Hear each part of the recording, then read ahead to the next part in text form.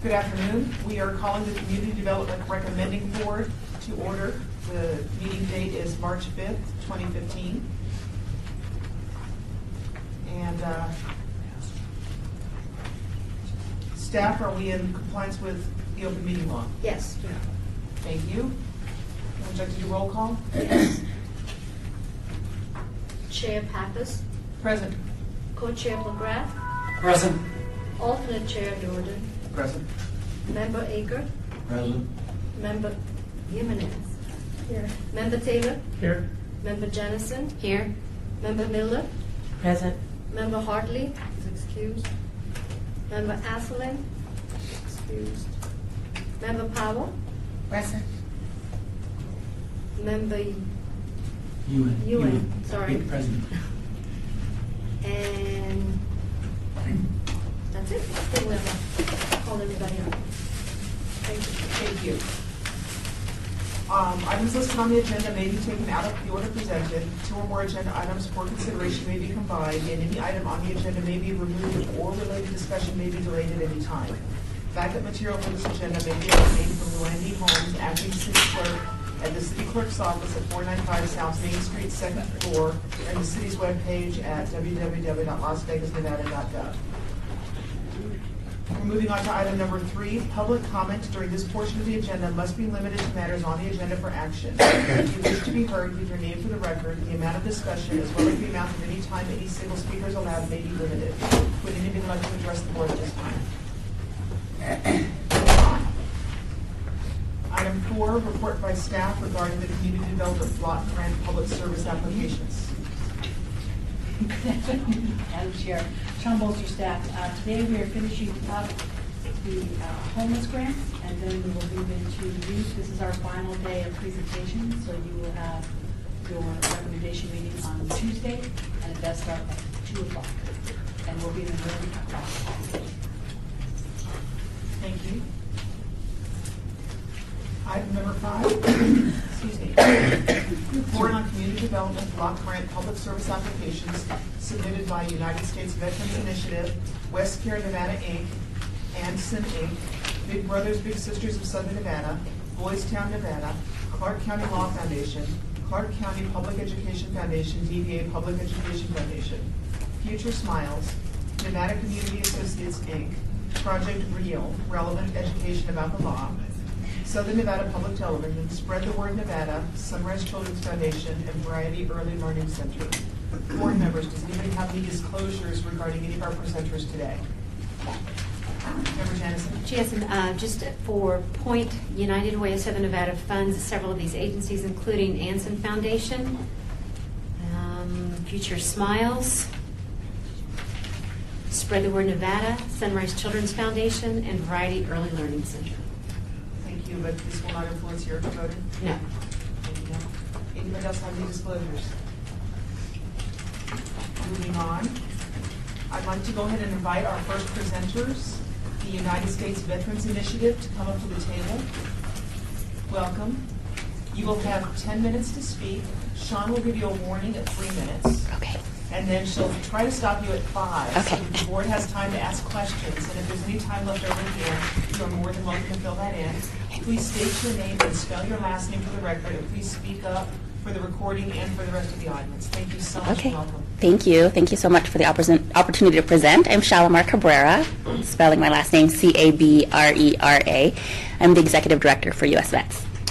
Hi, I'm Danielle Sampson, Sampson, and I'm the Operations Manager.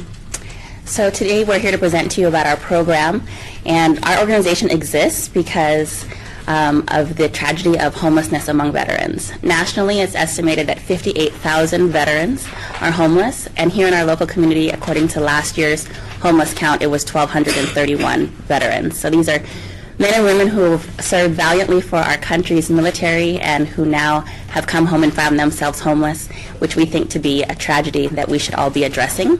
Many of you may know there is a goal to end homelessness among veterans, and that is what our organization is committed to doing. And we do that by providing various programs. We have 2 residential facilities here in Las Vegas, plus a Veteran Service Center where veterans can walk in for assistance.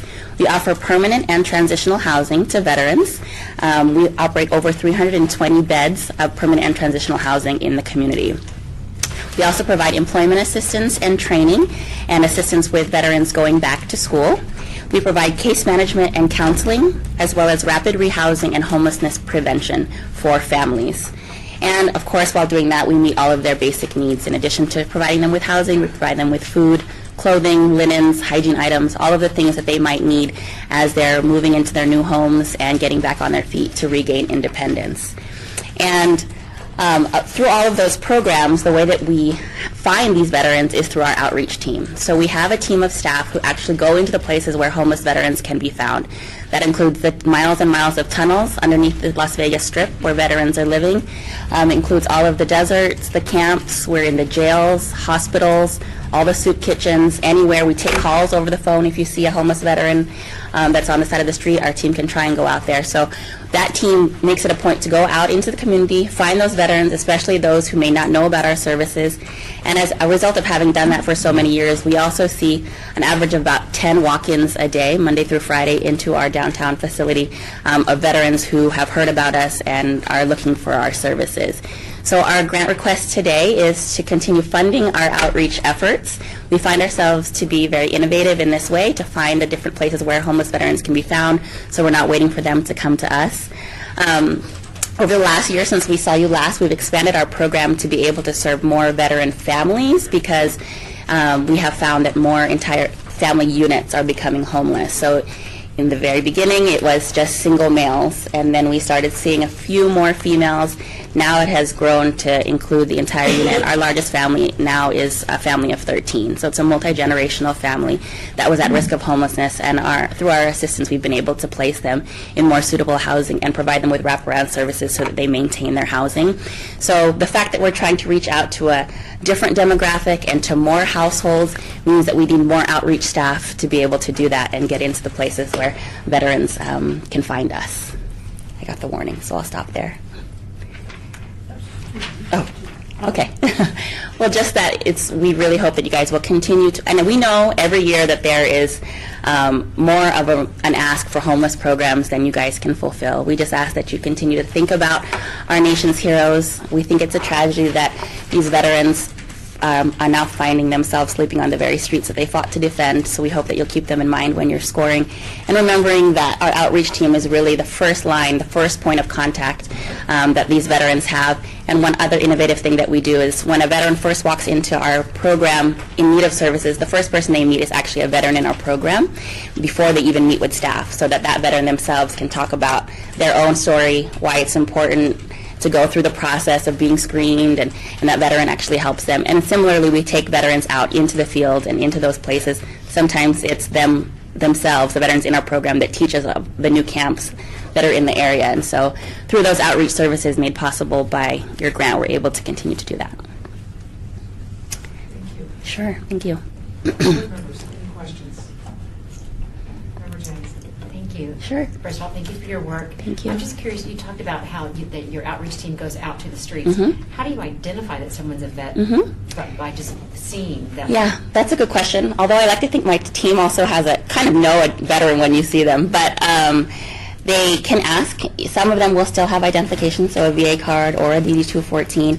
In the event that they don't, as many homeless individuals and families don't have any more documentation, then we work with the VA and they can verify by pulling up their Social Security number whether or not they've served or not. And I appreciate you just said that you see them on the street. So I mean, so people. I mean, I guess I was just curious about that. I mean, how do you know that someone is, or do you just go talk to the homeless? Oh yeah, we just and ask? literally go up Okay. to talk to them and And ask. then can you just tell me a little bit more about your collaborations, about who else you work with to ensure that Yeah. everyone's being covered? Yeah, sure. I know it's such a large collaboration. We could never do the work that we do alone. So we partner with the VA. They're a clinical liaison. So we're making sure they're connected to medical, mental health, counseling, and treatment services through the VA. We have a liaison that works with the veterans living on our programs, that works closely with our case manager to make sure that that care is connected. We work with a wide variety of agencies that come in and bring services, everything from church groups and volunteer groups who serve meals to tutors. We have the offices of the public federal public defender who come in and they tutor, they do mock interviews, they do resume writing with them, Dress for Success meetings. We have different teachers who come in. We offer about 24 different classes and support groups a week right there on our site, and those are led by staff, by students of the University of Phoenix and UNLV, as well as various trainers that we either partner with through in-kind services or we have some training dollars. So they teach things like financial management, relapse prevention, anger management. Again, we even have a creative writing and a yoga class on site. So yeah, all kinds of partners, and the list could go on and on. Sure. Excuse me. Your collaboration with the VA, I don't want to make the assumption, that's why I'm asking. Sure. Involves a case manager in terms of walking the path and making sure that the veterans are getting the services provided. And then there's a way of tracking that so you can measure your performance of your initiative. Yeah, actually, we have our own staff case managers. So we have a team of 5 case managers who work at just the one residential facility, and then our permanent housing programs each have a case manager as well. So there are U.S. Vet staff. Every client that's in our program has a case manager, but we also have an extra layer of services in that a VA liaison works hand in hand with that case manager, kind of as the conduit. For example, a case manager will help a veteran by calling and trying to make them a medical appointment, and then we have the liaison who makes sure that the veteran gets that connection so they're not waiting through the long VA system. So it's hand in hand. The case manager works very closely with the VA liaison. Sure. And yes, tracking, of course, as well, on the performance. Any other questions? Sure. Obviously, when you're doing your outreach, you're reaching a huge population, a huge homeless population, and not all of them are going to be veterans. When you reach these other people that aren't veterans, that therefore don't fit into your category, Yep. do you offer, do you give them advice? Do you suggest that they go to other services? Absolutely. We even still track if they're non-veterans. We make sure, obviously because you're not a veteran, we're not going to say, I'm sorry, we can't assist you. So I always call my outreach team, the homeless experts. So even if it's not a veteran, do a short needs assessment and find out what kind of services we can still connect them to. And then because of all of our agency partners, we're part of the continuum and work with the larger homeless community, we're able to make those referrals really seamlessly with other agency staff. And can definitely do that. And we'll still track what happened, where we referred them to, if they accepted that referral, even if they're not a veteran. Member McGrath, just a few questions if I could. Sure. You've got capacity for 320 beds? Yes, that's permanent and transitional housing. Okay, and how many of those are occupied like today? Oh, it's always upwards of 95% or more in each program. Yep. All right, another question. Yes. It's good that you've got a veteran that checks everybody in. How quickly can you determine if they are indeed a veteran?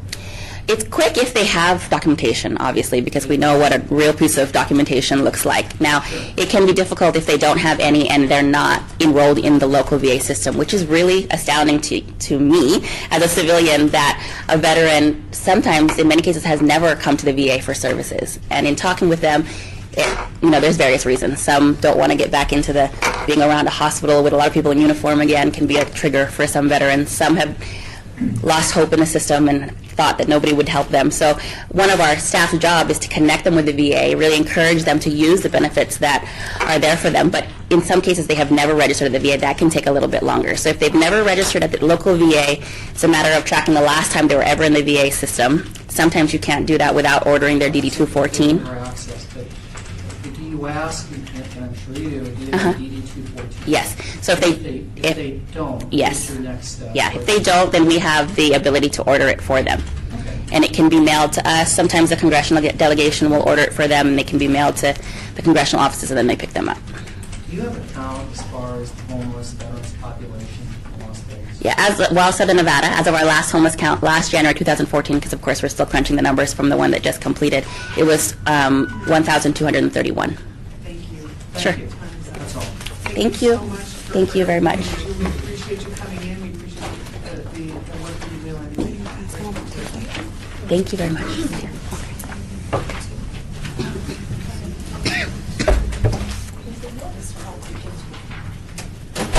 I'd like to go ahead and invite up West Karen, Nevada, Inc. Come on up and join us. You'll have 10 minutes to speak. Shall I warn you before you can stop you at 5 so that we don't have time for questions? Whenever you can fill it in. Please make sure you state your name, spell your last name. Speak up for everybody. Thank you so much. Hi, thank you. Thank you for having us. My name is Heather Frost, F-R-O-S-T, and I'm the director of West Care Women and Children's Campus. Kevin Morse, the Vice President of West Care, Nevada. Morse, M-O-R-S-S.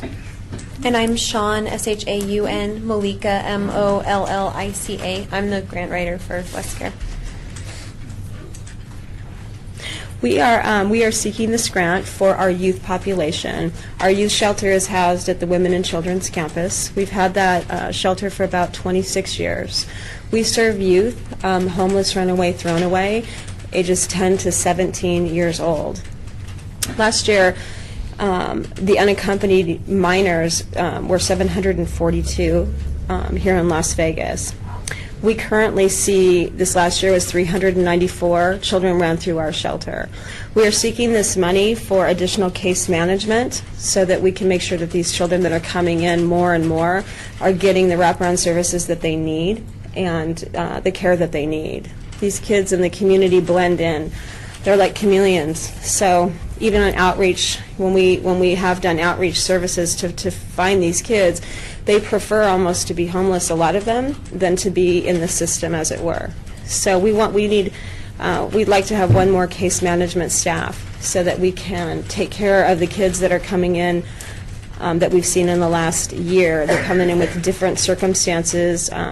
Some are coming in with, some more co-occurring mental disorders. Some are coming in that have been homeless for years that haven't been in the system. The youth shelter also has a youth detox. It's a social detox. It's not medical. So we can detox them at that time, too. No, well, just to add a few things, sorry. Kind of the broader picture, West Care, Nevada has been in this valley since 1973, primarily substance abuse residential treatment. 1986 is when the shelter opened, and the reason the shelter opened was there was a need in the juvenile justice system. There was kids getting locked up for being homeless and runaway, and there was no reason for them to be in the juvenile justice system. So the shelter actually started with a collaboration between the juvenile justice system, the county, and West Care to get these kids who probably didn't need to be locked up, but into a program where they could start receiving treatment and services. The portion that we're asking for of this grant is for that case management piece, so we can start linking kids back into transitional housing or even permanent housing, or if they do have a family who might be supportive, try to work with those families so that we can reunify. West Care has received a federal grant through the Administration of Children and Family for the last roughly 20 years as a family reunification grant, so kids coming in can get reunified with their families. Now, we know not all kids that come in through West Care need to be reunified with their families, so this case manager piece would also help them get into transitional. When I started West Care in '99, there wasn't a lot of programming for adolescent youth, and there's a lot more today. So we're able to get people into slots. As far as the detox comes, the youth detox, we get a lot of kids who come in through our programs who are under substances or have no health issues, and we're able to connect them with those services right there on site. That's also the case manager's responsibility, is to get those services hooked in. We also are requesting a little money for food. We've noticed throughout the years is that we can't even start working with these children until they get something in their bellies, get something to eat, start to get their basic services need first, shower, food, make sure that they feel safe. This grant will help us provide those type of services for the kids as they come in. Questions? Member Taylor, do you have vocational training, or are you collaborating with other organizations in town to help them? And I know some of them probably aren't right there, but others may be close to needing that. Our shelter, our average length of stay is about 72 hours. Okay. So they're not really there long enough to do vocational training. It's really kind of come in, assess what their needs are, and get them put into services as quickly as possible. We get a lot of kids who are not in the system. As Heather was saying, a lot of our kids don't like to be in the system, for whatever reason, so they go onto the streets. So we try to get them into other transitional living housing, and then hopefully at that point they follow up with the vocational and the schooling piece. But ours is more temporary shelter. We do get a lot of kids from DFS who are in the system, and if DFS is full or they're having difficulty placing kids, then we'll get those kids that will stay a little bit longer. And that's us working with DFS. If they decide they need vocational training, then we'll get them into that system. So. Board members? Member Jamison, so can you tell me, again, I apologize, the ages that you, The shelter serves 10 to 17. 10 to 17. So what kind of collaboration do you have with Clark County School District in regards to their schooling? For us, one of the better things that happened was the No Child Left Behind Act, because until that happened, these kids didn't get any schooling. So once that happened, we have buses now that come on the property and take them out to their schools, or we will sign them up in a school in the local area. But we really want to try to, if they're homeless, the interesting part is a lot of our population who are homeless kids still go to school. For whatever reason, a lot of them still go to school. And so we don't want to take them out of their school and disrupt that part that's stable. So we work with the school district to get them back and forth. If the school district is unable to provide the transportation, then we have vans and we'll take them to their schools. And then we'll pick them up from their schools also. So is that with Title I Hope office that you're working Yes, with? Ball Zero, yeah. And then, so regarding the food, we had a couple, like 3 Square yesterday, 2 days ago, that came in. Are you partnering with others like that to provide, because there's other resources out there that provide that kind of food? Is 3 Square a partner? Yeah, we do partner with 3 Squared. We go over to the warehouse and they send me emails of fruits, vegetables, and stuff that they have, and we'll go out and check. 3 Squared is a great program, don't get me wrong. And, our limitation with 3 Squared is we have a nutrition dietitian that provides the menus for all of our campuses. So when we go to 3 Squared, we have to get enough food that fits into so that we can feed the masses per se. And sometimes we can't get that at 3 Squared. But what we can get is a lot of the snacks and the add-on type stuff. So that's where we use 3 Squared, is to fit in where we can't meet the needs per se. Does that make sense, I guess? Absolutely. We follow the school lunch program. So how they've set that up, we run the same as a school lunch program. So as Kevin was saying, with like 3 Square, anything else, even Starbucks and stuff, we don't turn away anything like that on any level. But we stay within what the school lunch program is, because those are the guidelines that we have. But we have growing kids, and we have pregnant women on site, and so we offset with a lot of the 3 Square stuff, that we normally would not be able to get them. And for 3 Squared, I mean, we have 500 clients any given day that we have to feed, so to put that menu onto 3 Squared, I think, is a difficult thing to ask them to do. So.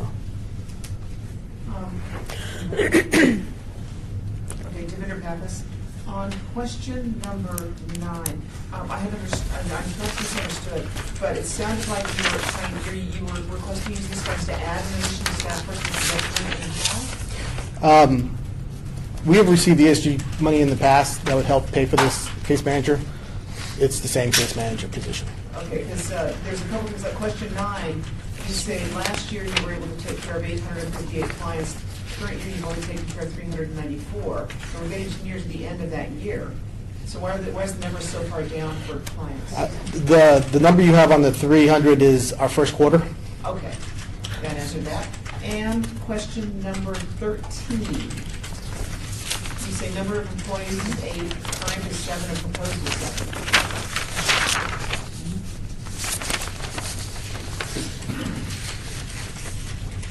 I'm sorry, what question was that again? Question number 13. I'm just clarifying, are you trying to add a staff member? No, we're not trying to add a staff Maintain member. the current- We're trying to maintain the current The staff. current case Okay. manager.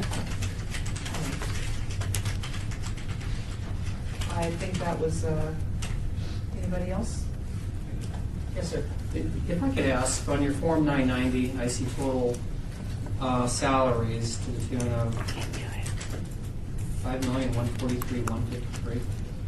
But I don't see any your list of highly compensated individuals. Typically, there's going to be 3, 5. The I-90, if I was just asked the question, is the I-90, the West Care Foundation I-90, that's consolidated with all, The country? yeah, because National. it's a national I-90. We do a consolidated audit, which the audit is 17 states. So it's all in there together. Yeah. 17 states and 110 cities. There you have it. I was gonna say, that seems like a lot. And I was remember that. Wait, what? I was Yeah. thinking, I'm like, it's, Like, wait a it's minute, the country, right? That's That's 110 cities. Yeah. Yeah. And Guam, so it's a Yeah. lot of staff. I think we would like to see clarification the next time. In Okay. terms of highways. Sure. Individuals, the nonprofits ran for a lot of heat the past 2 weeks, and that's one example. And there was a request today for our top 5 positions for Nevada, which I've already sent. Pardon me? There was a request for the top 5 salary positions, Correct. which I've already sent in. Oh, thank you. We took All care of right, that for you. Thank you. Thank you guys so Oh, you're much for welcome. joining us. Time is thank up. you. So- Thank so you. we're done. Thanks. Thank you for your time. We appreciate everything you do, and thank you for coming to present. Thank you. Thank you. Thank you. Madam Chair, from both of that. Real quickly, you had asked me last Tuesday to copy the agencies, and I did that today. I sent them all the ESGs, the HOPWA, and the CDBG agencies to give you a list of their top 5 by name, salary, and title. In addition, I talked to someone from one of our agencies who sat on an IRS blue ribbon panel, and she explained to me that in 2012, the 990s changed, and they were asking for that because each nonprofit, every person's CFO does diametrically different things, and so they weren't getting the equitable answer that they were looking for. You're getting apples and oranges. So one person's CFO might be the CFO, and might be the grant writer, and might be 5 other things, and then for other companies, the CFO as well, just the CFO. So they were really good at the answers. So next year, I'll include a question on the application, so that you'll get that information. And if I could, I would just like to see the top 3 or top 5, and regardless of positions, but I think that's important upon us to review that. Okay. Thank you. Thank you so much for getting staff. I'd like to invite Anson Inc. to come up and join us. For those of you who might have just come in, we have a sign-in sheet over here on the side. Please make sure that everybody who's here signs it. Please print your name. Thank you so much. Welcome. Y'all are going to have 10 minutes to speak. Sean will warn you at 3 and try to stop you at 5 so that the board has time for questions. And if there's any time at the end, you're more than welcome to fill in that time, okay? Please state your name and spell your last name for the record. Oh, we can't take handouts till the end because we find it distracts us from listening. Yeah. So Hand as those soon as out. you're done, we'll take them. Thank you so much. They're really colorful. I'm looking forward to it, but we'll distract I'm us. so. Anthony Thank you. Anthony McTaggart, McTaggart. Sonia Anderson, Anderson. Sean Cochran Hall, it's 2 last names, CochranHall. Lois Holman Huskisson, another double last name, HolmanHuskisson.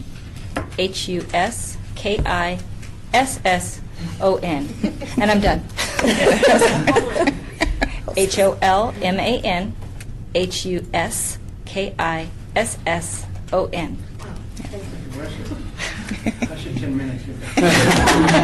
Can we start the timer now? Well, thank you for having us today, members. They promised me that this wasn't going to be in council chambers, and this is just as intimidating. So, Anson, we are in 5 years of working in this community, and our belief is that at a time where things are getting a little more automated and a little less personal for students, we need to put quality mentors in front of our children every day. Anson Academics is a program that supports and directly intervenes on the academics that are going on in a child's life right now through innovative programming and finding the best tutors that we can possibly find in the Valley. We are providing quality programming for students every day, about 2,000 students a day on average. Our relationship with the City of Las Vegas began in 2012 through some conversations, and we're proud to be a part of Downtown Achieves now. Additionally, we started last year working with Sunrise Acres, and this year we've expanded to many schools, Sunrise Acres, Hollingsworth Elementary, Ira J. Earl, as well as Vegas Verdes. And what we've come to find is that when we work directly with the principal, extend their budget so that they can provide academic intervention to each student that they plan on doing that for the entire year, our results are staggering. We're actually getting results where we see students that are increasing from 37 to 75 reading words per minute in less than 3 months at Hollingsworth this year. 37 words in the fall benchmark to 75 words at the winter benchmark. It's absolutely amazing. Sunrise Acres, the numbers have been just as high, increasing proficiency scores up into the 70s and 80s in students that were ELL and barely even reading and writing when we came in. So we're very proud of a program where we directly collaborate with the schools, with the administration to create a relationship like this. So when we come to you and ask for an amount in the $50,000, we're looking at extending our programming and continuing programming. Hollingsworth Elementary, Park, Lake, as well as extending to Matt Kelly. And so we're very excited to have a partnership now with Nevada Partners, as Matt Kelly is a My Brother's Keeper school, as well as supporting Downtown Achieves. We are so committed to this model. And I don't want to take up all of our time, and we certainly want to have time for questions, but I would like Principal Cochran Hall as well as Lois to say a few words for us, please. Okay. Yeah. Basically, I'm one of 2 of the licensed teachers that are tutors at our school. We have 2 teachers and 2 support staff. And we have about 30 kids in our program, which is about 1/3 of our 3rd grade population. And the students were invited into tutoring based upon data and test scores from their 2nd grade test scores and their beginning of the year 3rd grade test scores. And we have seen great success, as Anthony was saying, with the students in their test scores, in their socialization, being in tutoring. They're in a small teacher-student environment. And so I am looking at students that at the beginning of the year would have just cowered in their seat if I were to call on them in class. And now, because of having the extra support in the afternoon, they're willing to raise their hand and answer and give answers. As a principal? As the principal, I just have to say the program is the program is remarkable. My name is Sean Cochran Hall. I'm sorry, Sean Cochran Hall, principal at Hollingsworth. I'm Anthony Kane. This is my 2nd year at the elementary school. And the very first year, Anthony came to meet with me just to talk about welcoming me to Downtown Achieves and talking about their program and what they can offer. We were a failing school, being a 2-star school on a 5-star scale in Clark County School District. We're actually celebrating the growth, and I have to say that the Anson tutoring program is one of the big reasons that we are, successful as we are right now with the students and their academic growth. So I definitely don't want to lose the program. As the CEO and founder of Anson, we are very, very proud of the remarkable impact that we were able to make. Our program and the schools, the relationship that we have with the schools and with the city and with Safekey into working at these schools, it costs us $220 to provide tutoring for a child for a whole school year. It's not a lot of money, but the impact, as you've heard from what Anthony said and what Lois said, the results are remarkable.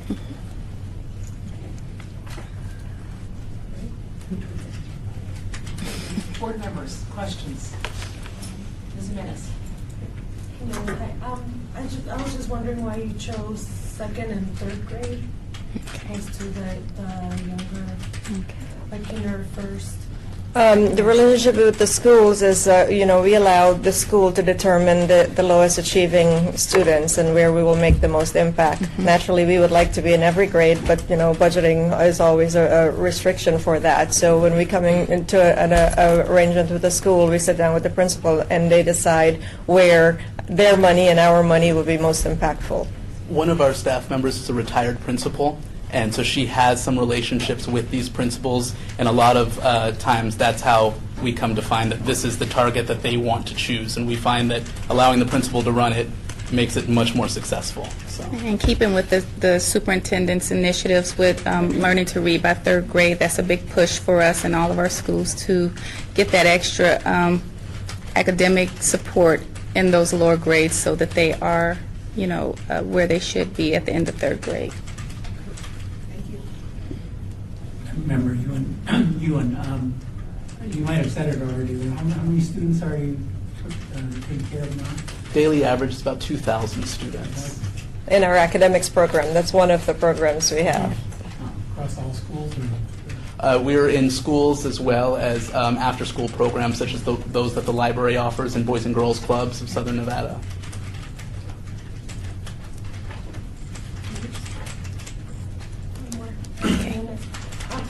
guys work with the kids with what the teachers say? Do you guys get the work curriculum from the teachers? Or- If I can jump in, so in a lot of our relationships, what we do is we strategize the homework needs to come first so that the students we work with have a differentiated homework packet. And so it's actually intervention through homework, because if we can make them more confident in their homework and get them turning it in, they're more confident in the classroom. And that's the case at Hollingsworth as well. We've sometimes that their teachers have different the principals have different strategies, but most of the time we strongly suggest to do a homework intervention and work with the students in that way. And we use the same model at the after-school programs where we're at, is we work with their homework first, and in doing that, the teachers are able to identify what concepts they're struggling with, and those are the concepts we spend the remaining time getting them to perfect. Is there anything you wanted to add, Lois? I'm sorry. I was just going to say, as a third grade teacher, having my students after school, it really helps that I can sit down with them and explain their homework. So like Anthony said, homework first. We know that when it goes home without extra support, it may come back the next day blank or not even come back. So it really helps for those students who need the extra help.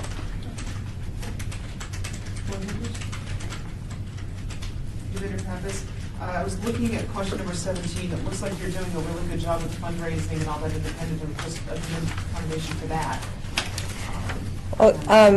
When we set up we founded this organization, I put a large endowment into the company to get it going until we were able to fundraise. And we literally spent the first couple of years perfecting a program. So we do have, the funds there that have funded us. We have not been in a deficit. To sustain the programs we have, we will have to, naturally raise money, because I don't have that much more. Thank you. Commissioner Pappas, we do have some other organizations that have come forward in the past and requested grants specifically for things like helping children learn to read, especially in this age demographic. Do you partner with these organizations? Get books out to the kids, help work with them? Is there a partnership going on with them? Some of our partnerships on the academic front, one of our strongest partnerships is with Vegas PBS. They have wonderful curriculum and materials, and they can order those, but they don't have a staff to support it. So that's one example. Our biggest collaborations are typically going into areas where students are already accumulating, like I said, in an after-school program or directly after school at a school location. So in terms of we don't believe in duplicating efforts by any means in terms of academic activities, but Vegas PBS would be our strongest partner in terms of supplying extra academics right now. Yeah. Another one is the libraries. We provide service at the libraries, which they help raise the funds for. But at the libraries, the children also have all the other resources that the libraries have. So.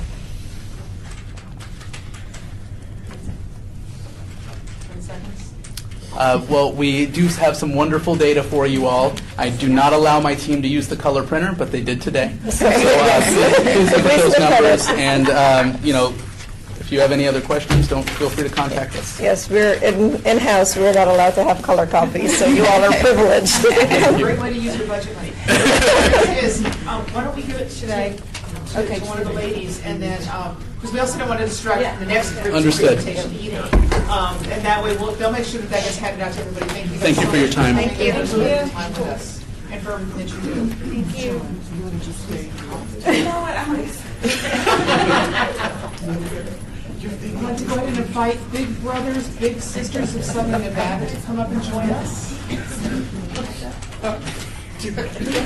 Welcome and thank you. Are you back? Thank you so much for joining us. Very quickly, 10 minutes, 1 to 3, stop at 5. We ask questions, we get the rest. State your name, spell your last name, speak up. Sean, meet Julie. Right, and if you can, if we're going to be switching speakers midstream, especially since you're all ladies, say your name first, like you always hear us identify. That just helps when they're doing the minutes. Thank you so much. Welcome. Thank you. I'm Debbie Smith. I'm the Chief Development Officer. Molly Latham, Latham, Molly with a Y, Chief Executive Officer. Sean Cochran Hall, COCHRAN, then HALL, Principal at Hollingsworth. Julie Corrali, KIRALY, and I'm the elementary school counselor at Booker Elementary School. Julie, when you speak, I'm asking you to speak up when you speak. Thank you. Thank you, ladies. Go for it. Thank you very much for having us today and for considering our proposal to maintain and extend our in-school mentoring services at several elementary schools in the Las Vegas area in cooperation with Clark County School District. Big Brothers Big Sisters has been here in Clark County since 1973, and we actively work directly in schools within the school district. So today is Thursday. Today's Booker Day, isn't it? We had changed ours Oh, to Tuesday. Tuesdays. So today at 1:30, Biggs will gather in the office of an elementary school, and the bell will ring, and they'll go to the classrooms and gather their littles, as we call them. And these are kids that have been referred to our program because they might have been frequent flyers in Sean and Julie's offices for discipline issues. Julie might have been aware of situations happening at home that they knew that those kids needed additional positive adult support and contact. They may be struggling academically, limited English language skills, a whole host of reasons. So that is our close partnership with those schools, is that we ask that the people who work with those students every day let us know which kids need us the most. And then we recruit caring adults from the community, much like yourselves, always welcome as applicants, to come into the school and spend 1 hour each week. Because we know from child development science that one of the things that kids need is adults who care about them and express that in positive ways. And there's a lot of kids growing up in our community without adequate positive adult support because their parent or guardian may have moved here for career options. They don't have any extended family. They're growing up in challenging situations. And that 1 hour a week can make a huge difference in the lives of kids. So we do work in schools in high-need areas with kids who need us the most. Talking about partnerships, we're actively engaged in the My Brother's Keeper initiative, and Sean's school is a Downtown Achieve school as well. So, Julie, tell me about what you see with the kids who are in the program with you. This program makes a huge difference in the lives of the children who have been selected. It's quite daunting of me to be able to be the only, I kind of work with the families and the teachers, and I am the one that identify the kids. We do have kids that identify themselves, and they will pester me until, I had one student that pestered me and asked me and begged me, and finally Martha, the representative from Big Brother Big Sister, we finally said there has to be a reason, you know, because I truly believe that there is divine intervention with this program. Everything just kind of just falls into place. I have a student in first grade that I recommended, and lo and behold, her big sister has a hearing implant as the same that the child in first grade does, and research says that if they don't get intense intervention at an early age, that their academics will be stunted for a long time. And so that bond is just tremendous. I have a student with extreme shyness to the point where the teachers every single year were coming to me at the beginning of the year and just shocked that he wasn't performing academically, he wasn't participating, he wouldn't answer the teacher. After 2 years with a big sister, this little boy is going into class with so much confidence that his 4th and 5th grade teachers never once came to me at the beginning of the year, and that bond has continued into middle school. I have another student who their bond has been such a great bond that after 6 months the family had to move. The big brother decided that he wanted to move to that school and visit that child and continue that bond, and that child desperately needs that. And we don't have that program in that school, but the Big Brother Big Sister program is so fabulous that they do all the groundwork and work it so where he is welcomed in that school. So that bond. I gave out a referral just today for a family that just moved to our school, 5th grade. He's not eligible for the site-based one, but I gave him the application for the home-based one. So it makes a huge difference, and I would be very sad not to have it in my school. Sean, I heard you say recently that kids that... Oh, I'm sorry, that was 5. I'm sorry. I didn't see how many fingers. Yes, just give us time to ask questions. Sure. If there's time at the Sure. end, we can fill in. We Please. find this question and answer is so important. Okay. Members. Carmen. Sean Miller. What is the process of vetting the adults that come into your program and work with the students? They make an application. They come in for an in-depth interview where we ask questions that include answer or thinking errors that we might hear in the answers.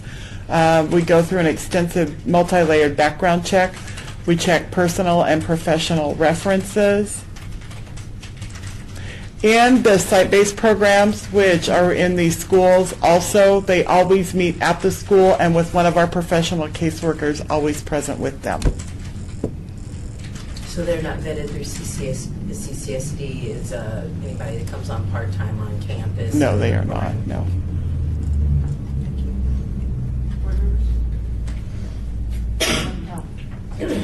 Member, how do you go about selecting your schools?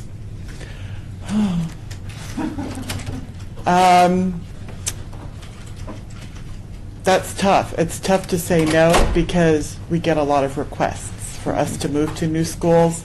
But it's, as I mentioned, we have to have case managers there. And so it's a function of budget often. It's can I put another staff member out there? How do we select schools? We look for schools in high-need areas that may be underperforming where students need us the most, because that's in our mission statement, students facing adversity and whatever that adversity might be. So most of our schools are in the central core area. All of our schools are, I would say. And that's where we go. We go where we're needed the most. And as I've worked at my school for 21 years now, and I've seen a lot of programs come and go. I can't remember at the top of my head because all the years kind of go together, but Big Brother, Big Sisters came to my school. I am willing to support it, so they have the support from me, but they stay. I've seen so many programs that come and then for 1 year and then they go.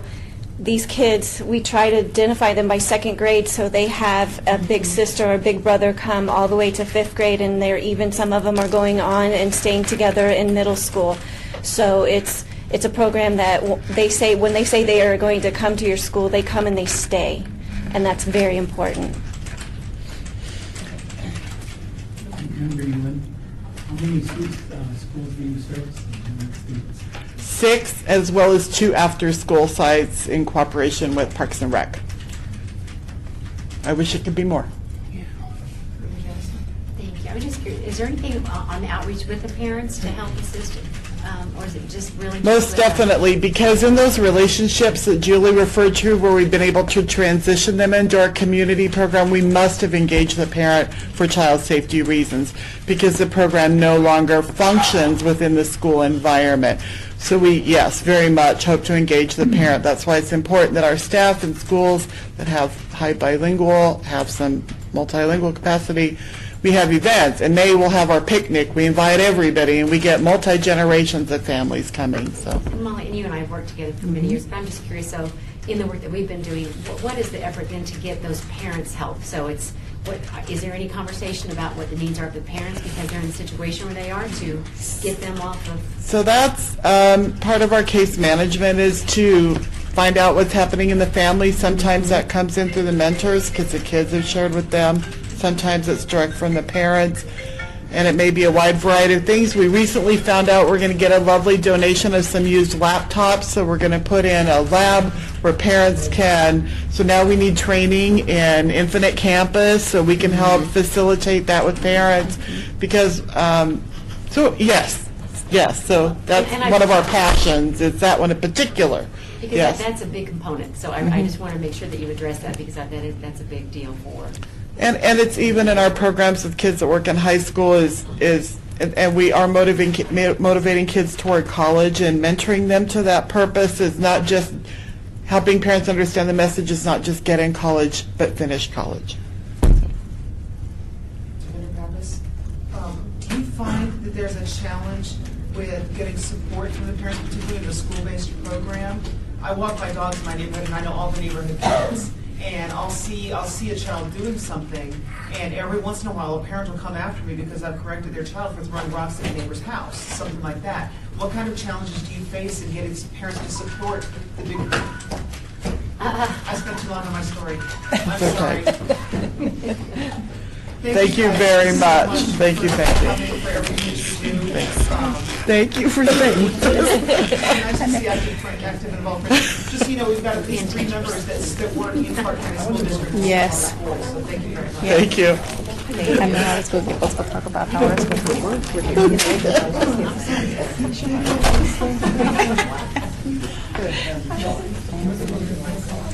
Thank you. I would like to invite Boys Town, Nevada, to come up and join us.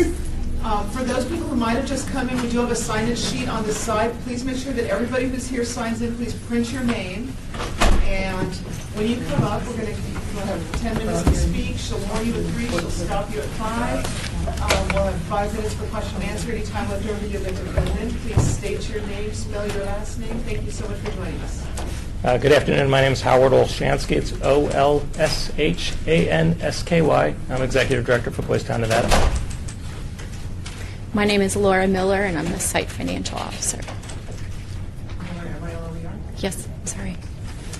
Well, good afternoon. Let me begin by thanking you for your previous support. It's significant and important to us to have your support in what Boys Town does in impacting the lives of children and youth and families in our community.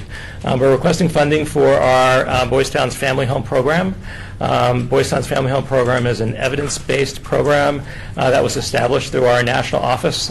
Boys Town nationally will be 98 years old this year, and in Las Vegas we've been here since 1991.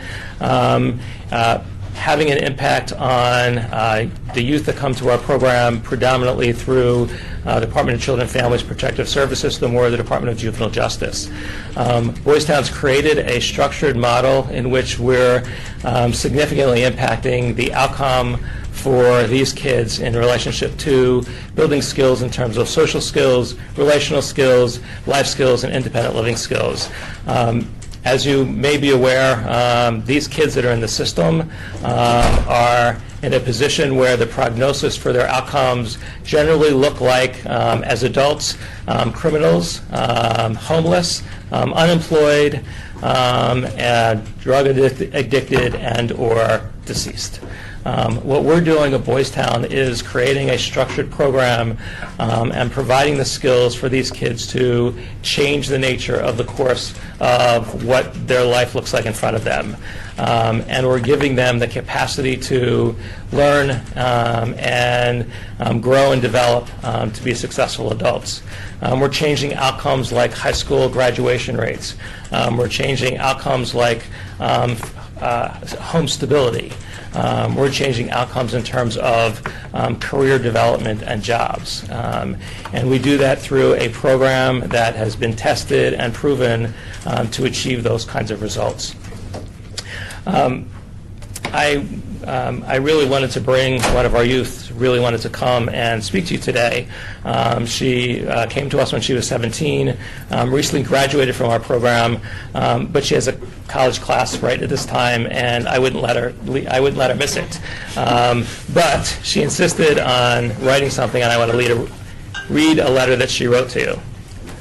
And her name is Erin, and this is what she wrote. She wrote, "Lost, naive, and in search for comfort and friendships in the wrong places, this was me. I was living in a struggle every day. School was no longer a priority, let alone a part of my life. My future was dimming day by day. The relationships with my family members were broken. When I first arrived at Boys Town, it was the biggest challenge I ever had to face. I faced cold, hard truths with the world and myself. Everything was new. I had rules. I was in a new environment. I had peers going through just as stressful situation as me. I began learning what respect was, accountability, responsibility, and what it was like to be able to say, I look forward to the future. I had been able to feel security and stability. My bad habits quickly died while my self-confidence and respect soared. The relationship with my family has begun to be fully mended. I've become a better person. Of course, I've had my struggles, accepting the rules, peers coming in and out from different backgrounds, but they introduced me to skills to help handle situations to the best of my ability. While being in Boys Town, I've actually heard my family say they are proud of me with all of the changes and progress I've made, and I've been able to give myself something to be proud of. All of my untapped potential has finally been able to be put to use. Graduating high school seemed almost impossible after dropping out of my sophomore year and being 9 credits deficient when arriving at Boys Town. I had a GPA of 1.74. My first summer at Boys Town, I took summer school classes. When my senior year started, not only was I taking a full schedule, but I was taking 2 online AIS classes at a time to make up credits. I was able to maintain a GPA of at least 3.6 my whole entire senior year. It was scary. A few moments I didn't believe I was going to make it to graduation. But the day I received my cap and gown was the moment I realized it was really happening. My graduation day was the happiest day of my life. After graduation, I had the option to go home. It was a choice I would have taken in a heartbeat in the beginning. But after learning what I really need in life and what's best for me, I took the offer to stay at Boys Town for my first semester of college to make sure I get the handle and transition into college life. It was a hard choice, but it was the best I made. I finished my first semester of college at Nevada State for once I see a light. I see a way out of the dysfunction I was born into. I cannot even begin to express the gratification that I possess for Boys Town. I found a job that I love, a family, and my first apartment to call my own. I think about where I would be today and what my life would be like. It's something I can't fathom.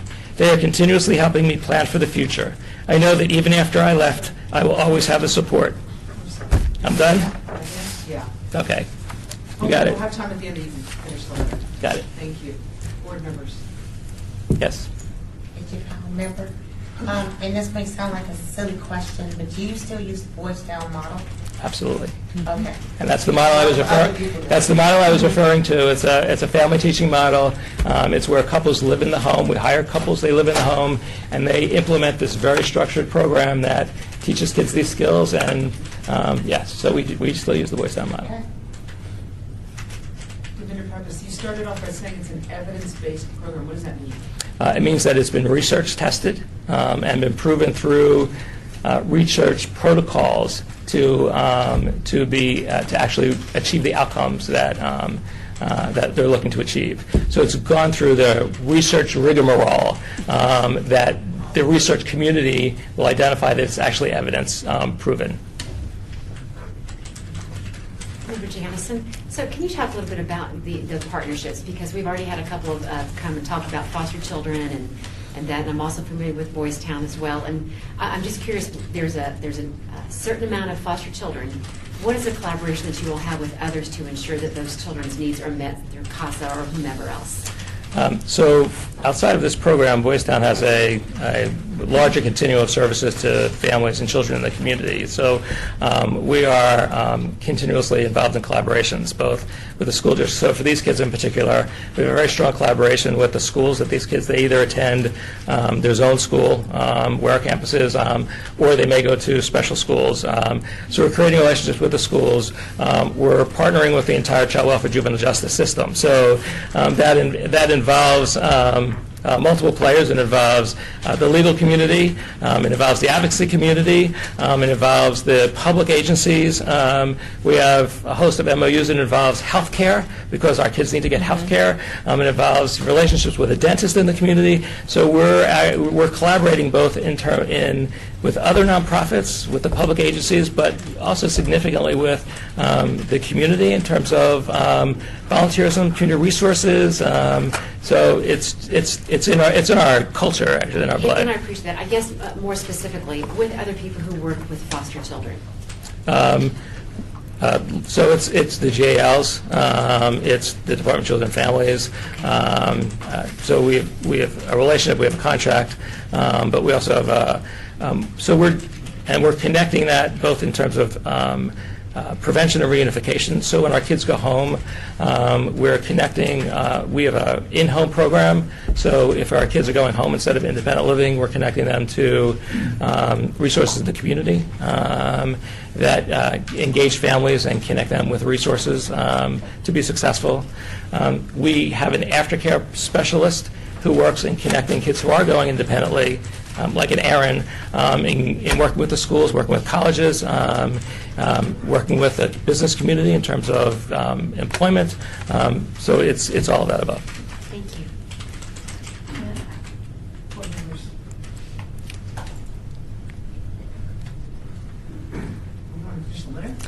Sure. So let me get to the past record. So here you go. I learned to deserve more than what I was giving myself. I feel I have a set of skills that I can now take with me as a young adult into the world and begin building a quality of life for myself. I will continue to go to college and earn that degree, and even want to earn a higher degree. I want to be a role model for my little sister so they know what I can do, whatever they want, despite past generations. Boys Town was a challenge, one of the hardest things I've had to do. Sometimes the greatest things in life come from the hardest. And the one thing that I will say about this is when Erin talks about staying at Boys Town, she had turned 18. She was no longer actually part of a system. So one of our commitments to our kids as they're graduating, and we recognize the challenge of these kids being successful when they leave the systems. So we can make lots of progress, but there's very little resources. And so it cost us. We paid for her to stay in our care because we weren't getting paid for her to be there. And she, in essence, took a bed that somebody else would have been paying for. But we also created this position, this aftercare specialist position, to work with our kids in implementing their discharge plans, because these kids leave the system and they have no supports. If they're part of DFS, they get a dollar amount, they get money, and they think that's it. And without the resources and the structure and the ability to figure out how you develop budgets, how you get a job, all those resources, they're gone. Thank you very much. We appreciate your support and your time.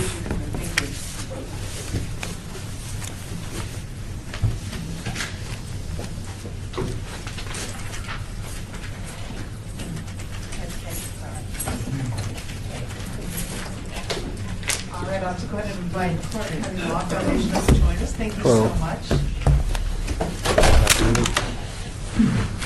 Standard, state your name, spell your last name, please. Sean will warn you at 3, stop you at 5. We'll do questions and answers. Thank you so much for joining us. Well, thank you. My name is Patrick Montejano, Montejano. I'm the program director for the Clark County Law Foundation. I brought in Evan Gong. Gong, G-O-N-G. I just wanted to thank everybody for having us here to talk about the Trial by Peers program, also known as Teen Court.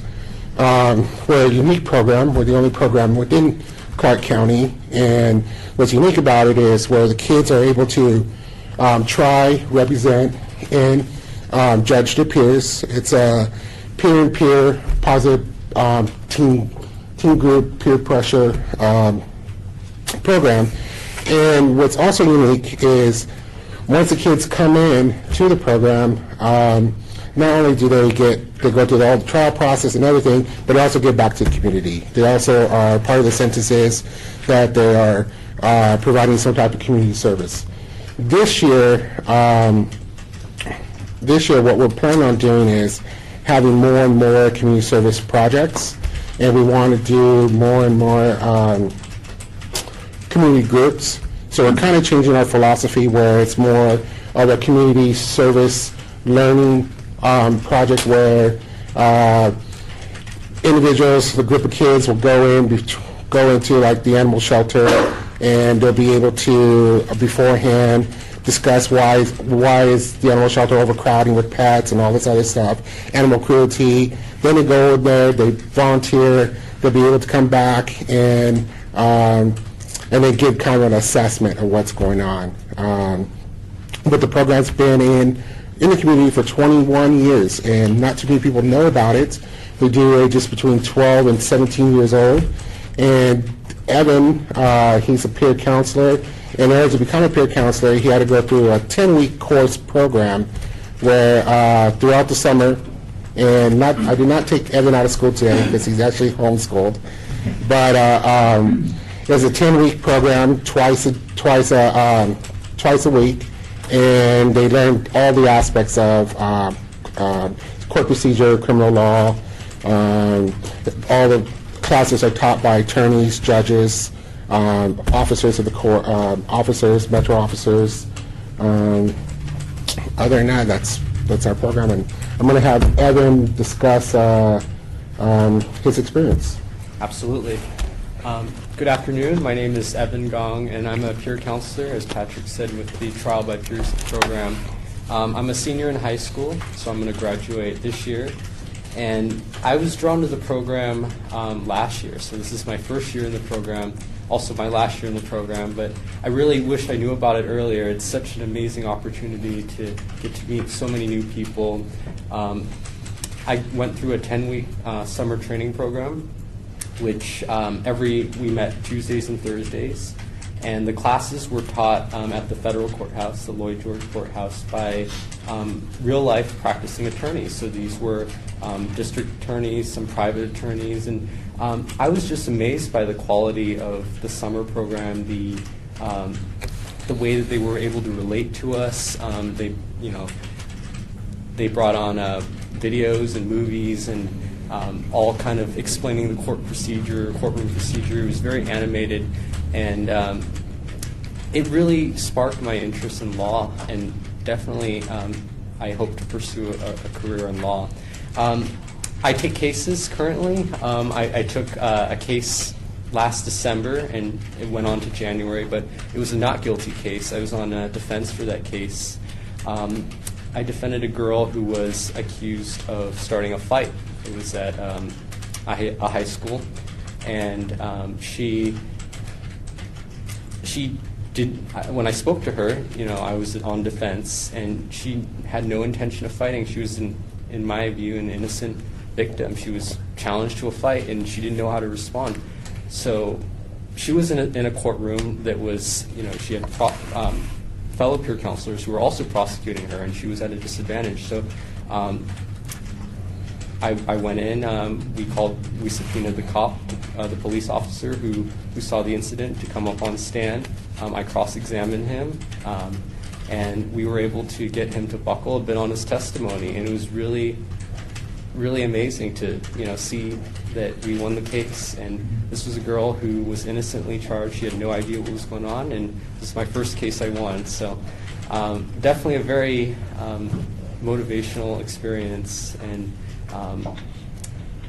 we meet every month. After the summer programs ended, we meet at also the courthouse, and we have continuing learning education. So different attorneys come in and talk about courtroom procedure. They talk about objections. They talk about various pertinent items that we should know as peer counselors to further refine our education. Thank you so much, Evan. And just to add on to Evan really quickly is, Well, we've got, okay. let's go, Okay, no problem. 5 minutes, it just gives us time for question and answer. Okay. And we come back if there's time. Board members, Powell. AJ Powell, member, you're very well spoken. Thank you. I'm inspired. Can I put you on retainer right now? May I ask what high school you attend? I attend Nevada Virtual Academy. Okay. Board members?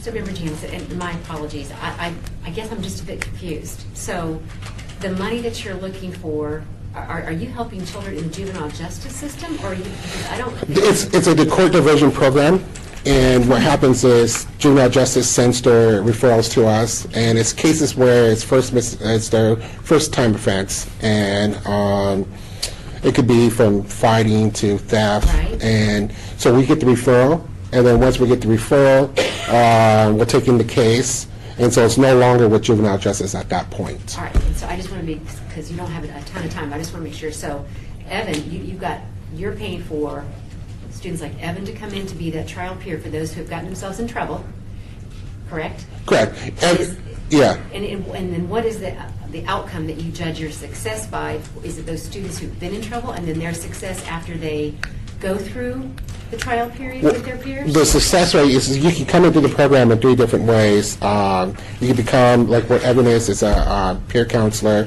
where he participates in the summer program. The second one is actually the defendant that actually comes in through the referral process. And the third is the jurors that come in. Anybody can come in. They don't have to participate anywhere else, anything else. So the goal is, and we have a couple of students who actually came in as defendants and are actually went through the summer course, and they're actually now practicing. We do have actually 2 attorneys, senior attorneys that actually passed the state bar, have actually been through our program. So that's the ultimate goal, is to eventually they part of the program, they go graduate from high school, go to college, and then get their become practicing attorneys. So you're really tracking the students that have the potential of not becoming successful. I guess that's what I'm trying to reach, because I don't think that you're going to be an issue, right? You're going to be out there. So for this money, it's going to go to make sure that those children who are on the wrong path. Yeah. It's the whole idea was to grab them before it gets even worse, and to get them in right away, give them divert them from actually having a criminal record. And so once they complete our program, their case is dismissed. So it's not like they're ever in trouble. But the whole idea is they're also accountable for what they have done. So that's part of the community services. Not only that, they're also part of the jury. So they also have to come back and have to judge and sentence other individuals. And it's really unique because they're like, yeah, I've been in this position, and sometimes they're a little harsher than the other folks are. So that's what's great about it, and they give them that whole accountability to get back to the community and all that stuff. Thank you. And I might add on real quick, it's really about the power of positive peer influence. And for the kids who are charged with a crime to be able to see that there are peers who care about them, who represent them, and that other peers, their same age, are on the jury deciding their sentence is really, they get to see positive peer influence instead of just negative. What's your recidivism rate? What's your children, kids who've gone through, got in trouble once, went into your case, went through your program, they reoffend? I wish we could track that, but we can't. Just to the fact that they're saying that to properly track that, it's going to take, you have to do like a 3-year tracking period. But the whole idea is, and we know it reduces recidivism, and yeah. So I wish we had the technology to track that, but we don't. But our retention rate, meaning when we do have kids come into the program, we have about 85% percentage rate where they actually come into the program, they're tried and sentenced, they actually complete their community service hours. Thank you so much. Thank you. Wow. Thank you so much for joining us. We really appreciate you coming in. You present well. You look fabulous. Thank you so much. Thank you.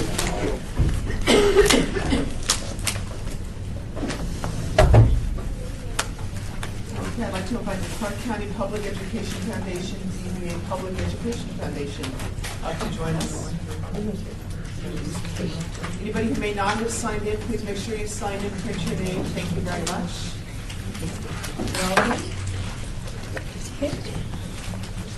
10 minutes, should give you a 3-minute warning. We're going to try to stop you at 5 so we can do questions and answers and fill up the time at the end. Since we've got a couple of women on this, it is hard to differentiate when you speak. Before you speak each time, if you could just state your name, and the first time state your name and spell your last name for us. Thank you. Welcome. Thank you. Thank you for having us. It's a pleasure to be in front of you today. My name is Hergit Llenas, Llenas. I am the director of the Family Literacy Program for the Public Education Foundation. The main purpose of the Family Literacy Program is to help close the achievement gap by giving the parents the skill and the tools they need to become better teachers and better advocates. The parents that commit to our program engage in a 32-week in-depth programming that exposes them to 9 hours every week of language acquisition, not only vocational English, but English that mirrors what their children are learning in the classroom, so parents feel more comfortable opening the backpack, looking at the homework, and feeling that they can help. Parents that commit to the program also have the opportunity to sit in the classroom with their children and observe what they're learning, learn some of the techniques that the teachers are using so they can replicate those techniques at home, and have a better understanding of the environment in which their children are learning. Our parents also every week, for 2 hours every week, get a series of workshops that expose them to everywhere from positive guidance, anger management, nutrition, and all kinds of resources in the community that help them solve all the wraparound services and needs that they might have outside academics. In the past, we brought in front of you the same parents that your money is helping to serve, which is Crestwood Elementary. I'm proud and happy to tell you that 17 parents of the cohort at Crestwood are sitting right now at the Bally's Hotel, and they are being part of the National Association for Bilingual Teachers Conference, and they're being exposed to the next level of leadership. These parents that you helped us support last year now are ready to speak in front of the legislator, and I get emotional about this. And they found their own voice. So today we are in front of you, sorry, because we want to expand this program, and we want to take it to other sites. And to give you an example of what it's doing in some other campuses, here we have Reina Tartarian and our counselor Shannon Brunon from J.T. McWilliams, and they're going to speak to you about what a difference this program is making in their life. Reina. Hi, good afternoon. Thank you for having me here. I'm Reina Tartarian. I'm from Mexico City. I live with my husband and my 2 children. My son Dylan is 12 years old and he's in middle school. Reina, can you spell your last name first, please? Tartarian. Tataian. Thank you. Sure. And my daughter is 9 years old. Her name is Shannon, and she's in 3rd grade at J.T. McWilliams School. Yeah. I'm a student at AESL class. I want to thank the City of Las Vegas for making this possible, that the Public Education Foundation brings the family program to my school. One of these is PAC time. PAC means parent and children together. I have the opportunity to attend every week to my daughter's class and learn how the teacher works with the students. Also, I get an idea how to help my daughters study at home. Before this program, her grades were low, then a few months she made big progress. And now her grades are mostly A's and B's. And this is very good opportunity for us. Thank you. Hey, hi. I'm Shannon Bruno. Sorry, my voice almost gone. It's Bruno, and I'm the counselor at J.T. McWilliams Elementary. I've been at J.T. for 10 years, and this is by far the best thing that's happened at our school. We've looked for all kinds of answers to helping our kids achieve, and we're working on attendance and so many things that this program has just answered. And the parents are phenomenal. They show up every week. Anything that we have for volunteer, they are above and beyond, are always there, and they don't want to leave. We just recently did a mural because we're a safe route school, and all the parents helped paint, and the job was done, and they were just, the smiles on their faces, just that engagement piece that we've really been looking for so long. That is truly, as a counselor, and just seeing our kids, what they're really needing. They need their parents on board, and communication is definitely the key to that. Miss Pilley, the teacher, is super dynamic. She demands everything in English, and I think that it's showing the growth and success. And she has been involved in science fair projects, and they did a Thanksgiving play, and the engagement is there, and I'm not going to cry either, but it's been the best thing that's happened for us, and to see this grow and continue, I know our grades, our achievement is just going to excel. Thank you. If there's time for the end, I'll have you, we'll give that time back to you. Great. Board members, questions? Ryan. I'm sorry, this is immediate. You know, Miss, I am in awe because I know how important it is for parents to be involved. My question was, so you're in one school and now you want to go to Crestwood? We're in one school funded by CDBG this year, but we're currently in six campuses. Okay. How do you guys choose your campuses?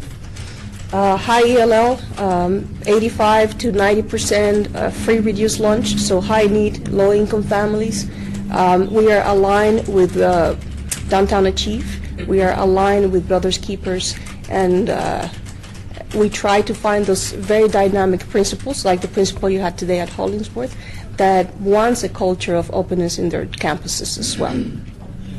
You notice in our proposal, we didn't actually specify the school we would be at next year as a new school because we want to wait and see which principals are placed in schools to make sure we're placing it's really supportive. Can you give us your name and spelling? Oh yeah, my name's David Blodgett. Sorry, Bloodgett.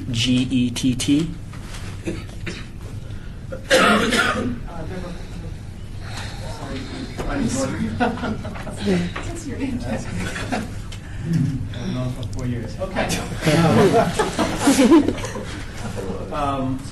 My question to you is in regards to the Brothers Keeper school. You have yet to identify that school. That's correct. Yeah. So we're partners with Matt Kelly, but currently only with a different literacy program. Okay, because Matt Kelly seems to be the Brother Keeper of the Year or something. We have other schools that then identify. Okay. Carmen Miller, member. I saw you had an increase in your clients over the last year at baseline. This is on question 9. You were at 350 clients, and then last year you were still at 350, but you've jumped to 525. How do you attribute that increase in your client coverage?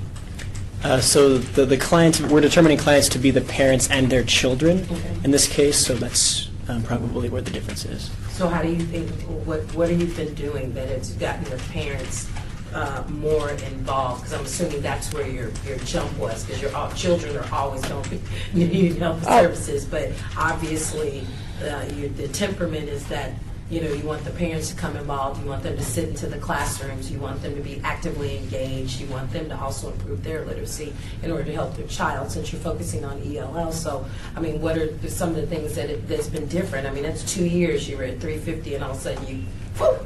Well, we adopted 2 more sites, so the numbers have jumped. Okay.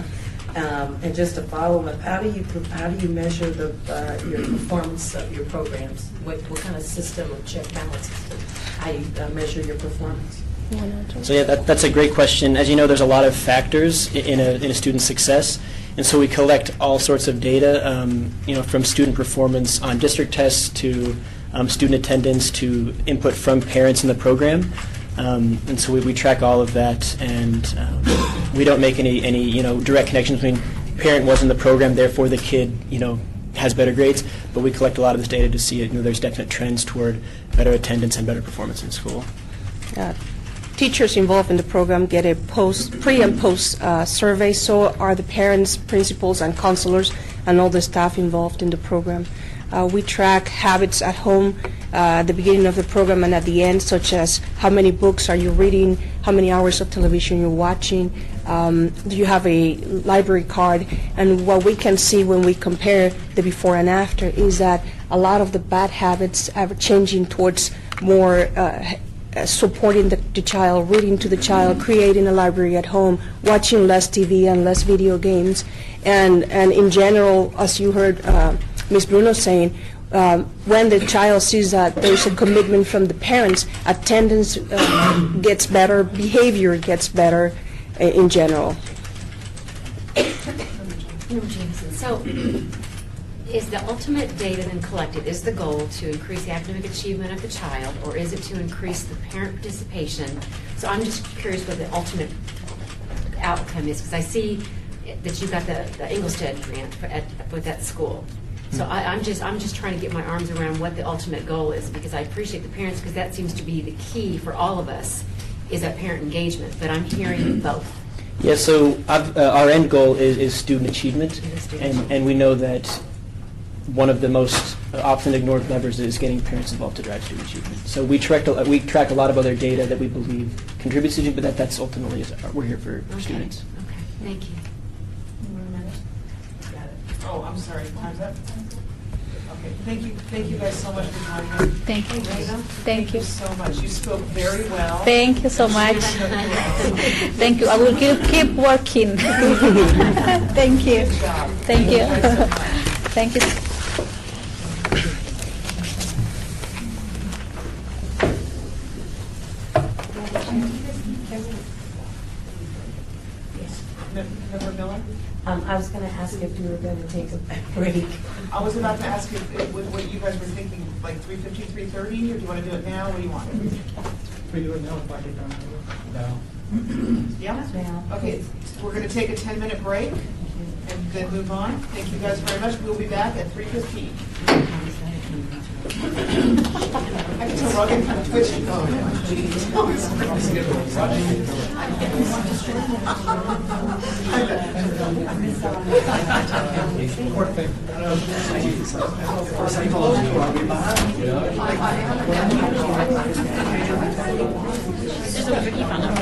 Oh, got some more. Am I better on your left or on your right? You're good? Okay. That was pretty fun.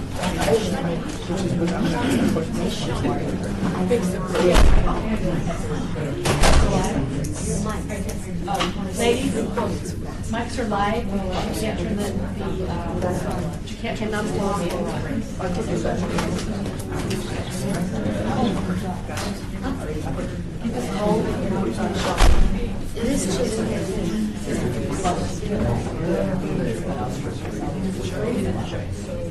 Where's water? It's not cold in here. You just don't have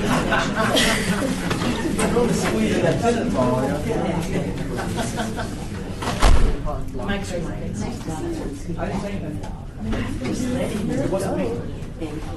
I said it. Oh,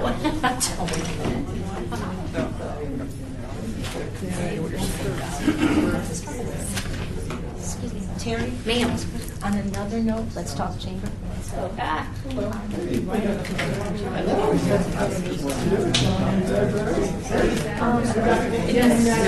are you talking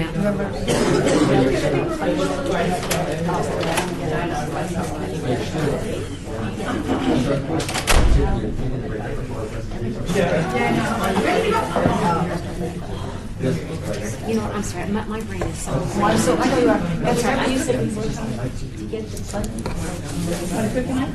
For education, his budget, or are you talking about license fees and for the social workers? license fees for his whole budget.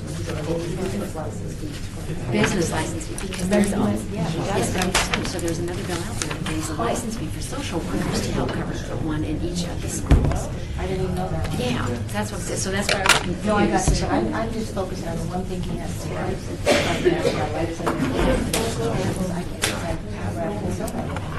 Yeah, no, I know. Well, remember the two sides. That's right. No, that's true. So anyway, it was good to see you.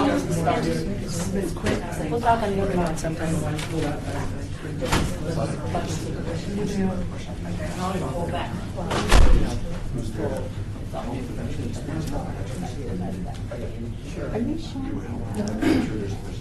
You're Sean.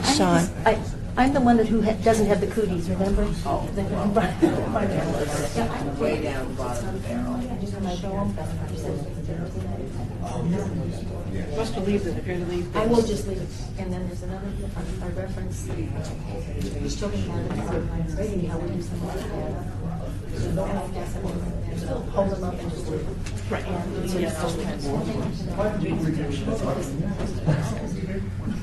No, I just got him on day 10. So I thought, I just want to say, it was done on my own, and they practiced it. Okay, thanks.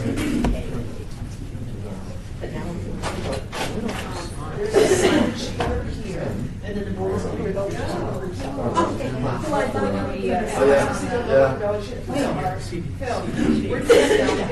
Oh, fifth floor, fifth floor. Okay, then get off the elevator to the fifth floor and just turn to your right. And you'll Is it okay if I just sit up here for now? When you leave, yeah. Yes. It'll make you go faster. Less time to transition.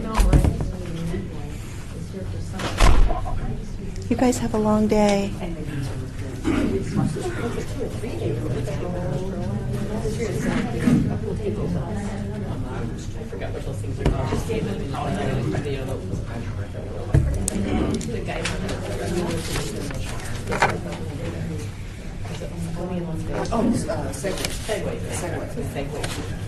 Segway, true, that's right.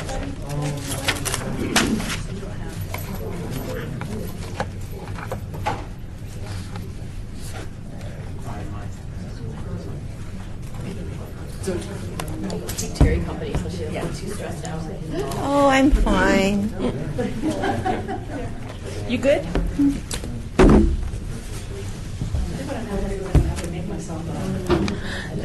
They're not too far behind schedule. No, we're doing fine. See why I wanted to come in separate cars. Because the last thing I want to do is drive all the way back to Oh, the no, no. office. And you know what? You did great. I was able to follow you. You did good. Awesome. You did good. It's not hard. I just Didn't you live here for years and years? I never come downtown. Oh, I had to come downtown, and I was telling Fran when I was a teenager, one of my girlfriends, her dad, like, fixed up old cars, and she had this huge white convertible. I don't know if it was a Cadillac or what it was, but it was like a 1950 boat, and she'd pack in like 8 of us girls and we'd cruise Fremont Street up through In the Union day, Plaza yep. and turn back Yep. around. Oh, how funny. Oh, how funny. I still remember that to this day. Yeah, I used to come downtown because of Bruce. I mean, when the kids grew up going to the Golden You know, we're Valley. doing Golden Nugget again this year. Did you turn I in just your- turned it in already. Did you? Good. Yeah. Good. Yeah. Good. They now have it down, dental necessities, and they didn't used to have that as a category. They do? Health and dental necessities. Oh, wow. They changed it. Okay. And I'm thinking, they didn't have that before when I first applied, I don't think. Probably not. I wouldn't think so. I thought that was really cool. Yeah, that's nice. And actually, my proposal to them is this. Okay. It's to do more with Downtown Achieves. It's just to- good because that's where they are. You know, And it's, you know, it it's is, but- another one that's $5,000. It's a small award, so all of it together helps us to be able to, God bless you, to be able to bring services to the area. Yeah. I was hoping Michelle Layton would be in this group. I thought maybe she would, you know, as part of Downtown Achieves, but she's not on the board. I thought Well, she and would be on the Michelle, board. she wrote me a letter for this, and she's like, Good. whatever I can get from you guys. So Very initially, we'll just do like oral health presentations, and maybe down the road we can do more. I'm sure they want to service too. you It, know. it takes a lot more than, you know. But if you can do lots and lots See, of if I get education. NWP, I can pick these 7 schools, which were already at Hollingsworth, so it would be 6, because NWP grant is for 12 new schools. What's going on, my friend? Do you know anything about NWP? Have you talked to anybody? No. Someone called Rosh, that's why Rosh was kind of upset, because he thought I was making it sound like we were already in partnership. And I said, no, I never, even in the grant proposal, I said we're in early stages and that I'd like to go to a homeless shelter. Ideally, it would be with the partnership I go, because you've been around so long and you're so established and you just got your new building. So I need just a small amount of space, but he was really kind of... And he probably didn't, you know what, I mentioned it to him when I talked to him that night. Oh, yeah, it's but- like he's never heard anything. Yeah, no, but of course that was the grand opening and all the NWP ladies were there. How are you, Carrie? Hello there, how are you? Did you go to the Goodwill lunch? I did. Yeah, good to see you. I've already disclaimed, you weren't here, I already disclaimed that if anybody can find, I have to disclaim ahead of time, but I still can vote because. I'll still take a hug. Questions too, Yes. so. Breathe, breathe. I'm trying. Well, the mics are on, so we'll chat. We chat. You know where to find us. Yeah, me too. Busy? Oh my goodness.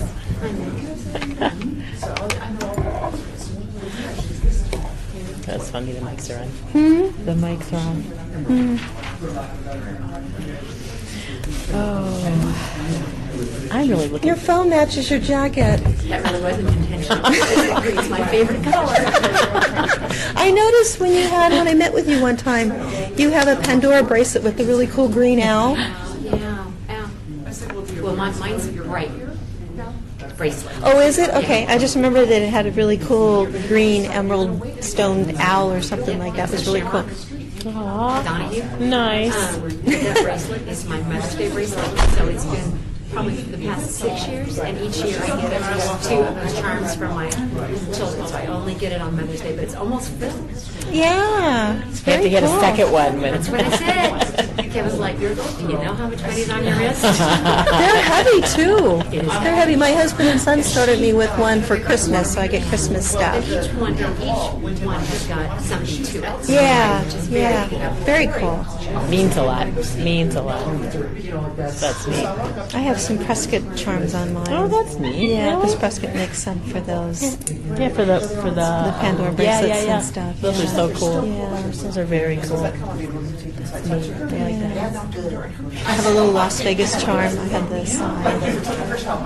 Yeah, that's a neat thing. That is like the thing. That's cool. So yeah, we'll probably end up doing the NWP tour on the 19th. That's what you had written. They were coming They to haven't Tate? confirmed it yet. Yeah. Okay. So do they want to see more than just a school, or do they want to go like I to want the them. EPOD? I want them to see a school because that's what the grant's for, is to expand the mobile program. And if they go to like Clark, it's like a dental office. Yes. They're not going Okay. to get it. Okay. So I want them to see the mobile. And now that we're doing, oh, that's great. We have 2 chairs. We have 2 hygienists At and Tate? an assistant. Oh, good. Okay. So we kind of like banged out the mobile program so that they can serve more kids in a day. And then I just hired another assistant yesterday, a really sweet lady named Brianne. She almost cried. It was the coolest thing. She said, I heard about this program from a friend of mine who's a hygienist, and she goes, I love what you're doing. I just think it's so cool. And she had quit her job because there was just all this stuff in this dental office. And then we got talking, and I really liked her, and I'm like, what do you want for your salary? And I'm like, I can afford you, you're hired. And she just turned bright red, and her eyes turned. She goes, I can't believe this is wonderful, really. Oh, that's the kind of person you need. Oh, she's lovely. Oh, She's wow. lovely. She's lovely. Oh, that's so great. Nice. So you're at Tate now? Or you've been at Tate before? No, they'll move into Tate on Monday. Okay. Have you been there before? Okay, so you don't know your setup or anything? You know where you're gonna be, or just Nancy and Karen have figured it out, and they're giving us a classroom. So, Oh, okay, so you can So I now see. I have them where they're doing 2 chairs. And whenever we can have 2 hygienists work. And then we can, in reality, we can have 2 assistants and a hygienist, and the assistants can do some of the scenes too. Well, that's great. So you could actually do 3 kids at a time? Maybe. Well, you need the 2 chairs. Because the 2 chairs. 3 people, 2 chairs. Got it. Got it. That is great. I'm trying, Vic. So did they give you the March 19th date, or did you give them the March 19th? I asked because there's no... They don't want to see us move. I'm like, you guys don't want to see us move. It takes... For a band. Well, it's they don't want to see us move. They want to get that good Oh, yeah, feeling. right. So you move the equipment, and then it takes a day to do all the paperwork, to get all the consents and sort that. So before we know it, we're going to be through next week. So then it's the following week, and I got to come into town and take my mom for a colonoscopy, and she's got some polyps. So I'm like looking at my schedule and Karen's schedule, Nancy's schedule, so everybody can be together. I mean, it's... I really wanted it yesterday. I know you did. That's why I was wondering if they... And Nettie said there's no way. She was like, They weren't ready yet. together. There's no way. How many people? 15 to 20, they say. No. All at once? So did you have to let them know? We will. I I've already emailed them. I was going to email you, and I knew Sally was. Yeah. And I know that Chris is talking to Kimberly about what I like to do on Saturdays at Clark. Next year you'll be like this. Keep us posted. Okay. We are calling the Community Development Recommending Board back to order. Thank you so much for joining us. I'm assuming you are Future Smiles. Thank you guys for coming up and being ready for us. Real quick, you have 10 minutes. She'll warn you at 3, try to stop you at 5 so that we can do our Q&A. If there's time at the end, it's all yours. Please speak up, state your name, and spell your last name for the record. Thank you so much for joining us. All right, thank you so much. I'm really honored to be here today. I'm Terry Chandler, and Chandler is spelled Chandler. I'm the founder and executive director for Future Smiles. I am a dental hygienist by profession and a public health advocate, and I created Future Smiles to be able to bring dental hygiene services to the school setting. Here in Las Vegas, we have a huge dental deficiency. Many children live below the federal poverty level. Those that are minority children living in poverty, their access to dental services is very minimal. Nevada has one of the highest untreated tooth decay rates in the country. We rank at like 45th in the country for our untreated dental needs. When we look at our population, we see that, like my example would be Clark High School, because we're there, and 58% of our students have tooth decay that's untreated. And they're high school students, and it was such a godsend when Lois Tarkanian came to us and said, would you like a building? So we actually house the modular there at Clark High School, and we use the secondary modular for storage. But the high school students oftentimes have never been to the dentist. They've never had their teeth cleaned. They are not really aware of oral disease and what that means and how to care for themselves. So they're coming into our health center and asking for services, asking to be seen, referring their friends, which that's kind of a cool thing for a high school student to say, my friend wants to come. And if you've been there at Clark, you know, you have the apartments across the street, and then you can see the Strip. So there's this dichotomy of the haves and the have-nots, and it's such a godsend for us as dental professionals to be able to be there to provide those services for the students. So my proposal for you all is pretty much what we had asked for last year. It's to have the continuation of some of the funding for Clark High School. It funds about 25% of one of my dental hygienists. I have 15 staff members now. 3 are dental assistants, one's an associate director, and the rest of us are dental hygienists that are working on some sort of a part-time or full-time basis. And the proposal also asks that we have some funding that will allocate smile bags to go to all 7 Downtown Achieve schools. One of the schools from Downtown Achieves is Hollingsworth, which we have a center there. We have a school-based health center at Hollingsworth, and we have other grant money that allows us to be there. So your contributions would let us to go to those other Downtown Achieves elementary schools, do our oral health presentations, give each student a smile bag to take home. And I've been working with Michelle Eiton to try to figure out if we could bring like our mobile program there, but that would require funding and planning and things like that. So this is just kind of an early stage for us to be able to get started with all of that. And I think I will let you ask me questions, if that's okay. Thank you. Board members. Member Powell. How many children do you think on an average that you serve? On a monthly basis, this program is serving over 500 students right now. We started out with 1 school-based health center at Cunningham Elementary, and today we are at 5 school-based health centers, and we bring the portable equipment to another roughly 20 schools. Portable units are foldable dental office equipment that goes into suitcases on wheels, and we can roll it into a classroom, serve the community, and then roll it out, and then return the room back to a classroom. We now are seeing over 200 kids per school. When I started this program, we'd get consents, and we'd be all happy if we had 50 students sign up for consent, because we have to get positive parent consent. But because of the wording of Future Smiles and the embracement of the community, we've been increasing our enrollment. Okay, and without getting too graphic, because I'm a little weak, what kind of... It's okay. Do you brush and floss? What kind of services are you actually doing the most of? It's dental hygiene services. We dental cleanings, dental sealants, which if you place a dental sealant on a virgin tooth, it will avert tooth decay by up to 60%, so those teeth will not get a tooth decay. Fluoride varnish applications, which help to strengthen and enrich the enamel. We do an oral health screening. If we're in a setting where there are parents, because sometimes the health centers, there's parents there, we provide quite a bit of education. How do we clean our teeth? How do we brush? How do we floss? What foods do we choose? And then what does disease look like? Because a lot of times parents don't know that white spot on the cheek or on the gum tissue is an infection that's draining out of the tooth. They don't know. So you need to educate and let people know what is happening with their children. Thank you. Board members.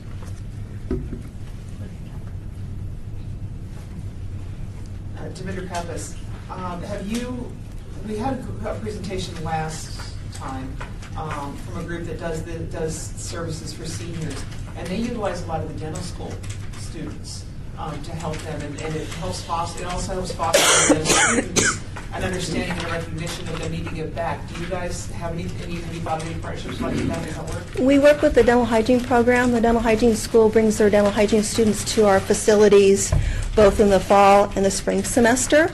We do not directly work with the dental school because the Clark County School District has a limit on what we can provide school-based services, so we're not providing restorative treatment, but we do refer to the dental school, and we provide services at health fairs with the dental school also. And you know, I have to beg your apologies. I did not introduce my colleague here, Vicki Herman from the Clark County School District, so I'm sorry, Vicki. I'm just here to look good. I'm Vicki Herman. It's Herman. I'm a coordinator with the Related Services Department of the Clark County School District. We work with all the health-related partnerships in the district, and I'm a proud member of the Board of Directors for Future Smiles, so I am here for moral support. Terry? was not a person, I didn't go to the dentist for the first time until I was 10. And that wasn't through anything other than just basically benign neglect. None of me thought about it until I was 10. So I understand how this can happen. It's great that you're offering this because that dental image, that can so affect even personality. It's going to affect how outward somebody is. So, good for you. Thank you. Yeah, it's it's been such a wonderful journey. I would never dream that we would be as big as we are today, to be honest. And it just started in 2009, so it's a relatively new organization. we've just had a lot of generous support that's allowed us to expand, and I hear that all the time is, how can we get you at our school? Well, the Clark County School District has 80-some schools. So for us to be at every school is difficult, but the Clark facility is awesome because we can see anyone from the community. Any student that can get to us at that Clark site, we can see them, and we just recently received a grant from the Krakauer Foundation to be open on Saturdays.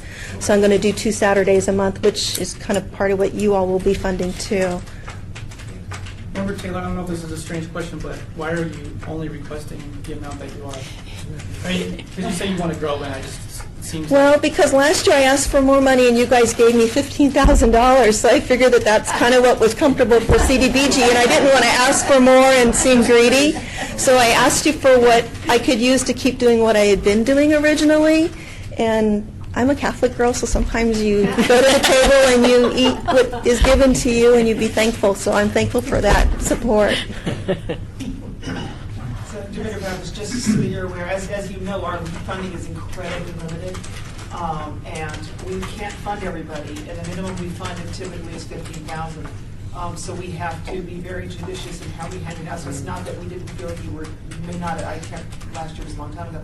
It's not that we didn't necessarily feel you were deserving. It's that we try to do the biggest bang for our buck. But we appreciate your frugality.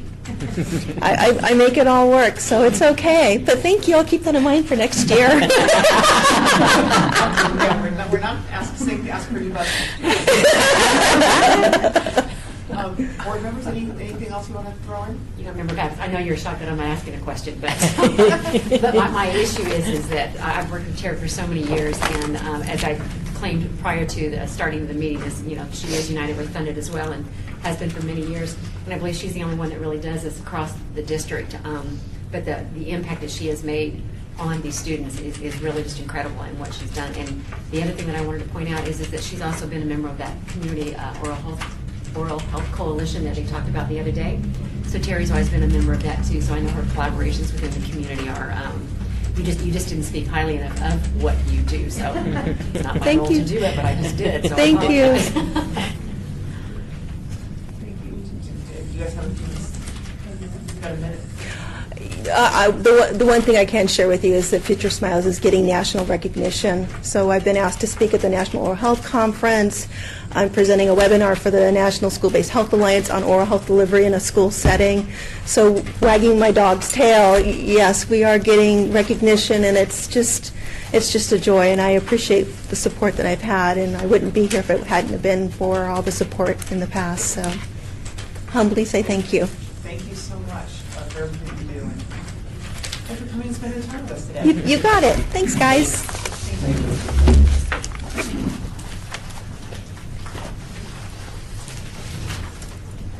Okay, I'd like to invite Nevada Community Associates Inc.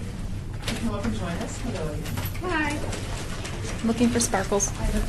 No sparkles. No sparkles. No sparkles today. I don't think you need the spiel to set up for No. Last time, didn't you? Yeah, exactly. And I thank you. I'm just really excited about that, being at Clark High School. That's where I graduated from. So I hear Clark and I go, ooh, Clark! And I'm one of those weirdos who actually likes the dentist, so that really makes me happy. But on to business. Hi, my name is Julie King. Julie is Julee, King is King. I'm with Nevada Community Associates. I'm the program director. So I am here to present on our IXL program. We are requesting $25,000 in CDBG funding to re-implement the IXL program in Las Vegas. The program was in operation from 2007 to 2012-ish, if I'm not mistaken. Unfortunately, I don't have all the details on why the program was discontinued, but if I'm not mistaken, it's because of lack of funding. So we're looking for funding to start it up again. During that 5-year time, approximately 500 students were served. So IXL program, the purpose of it is to provide educational assistance to low to moderate income youth.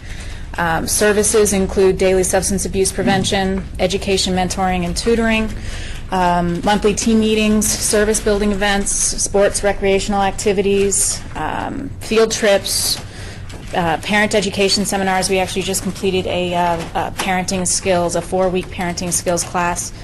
Very well attended, and a lot of our clients learned quite a bit from that. So I'm sure we'll be continuing those classes.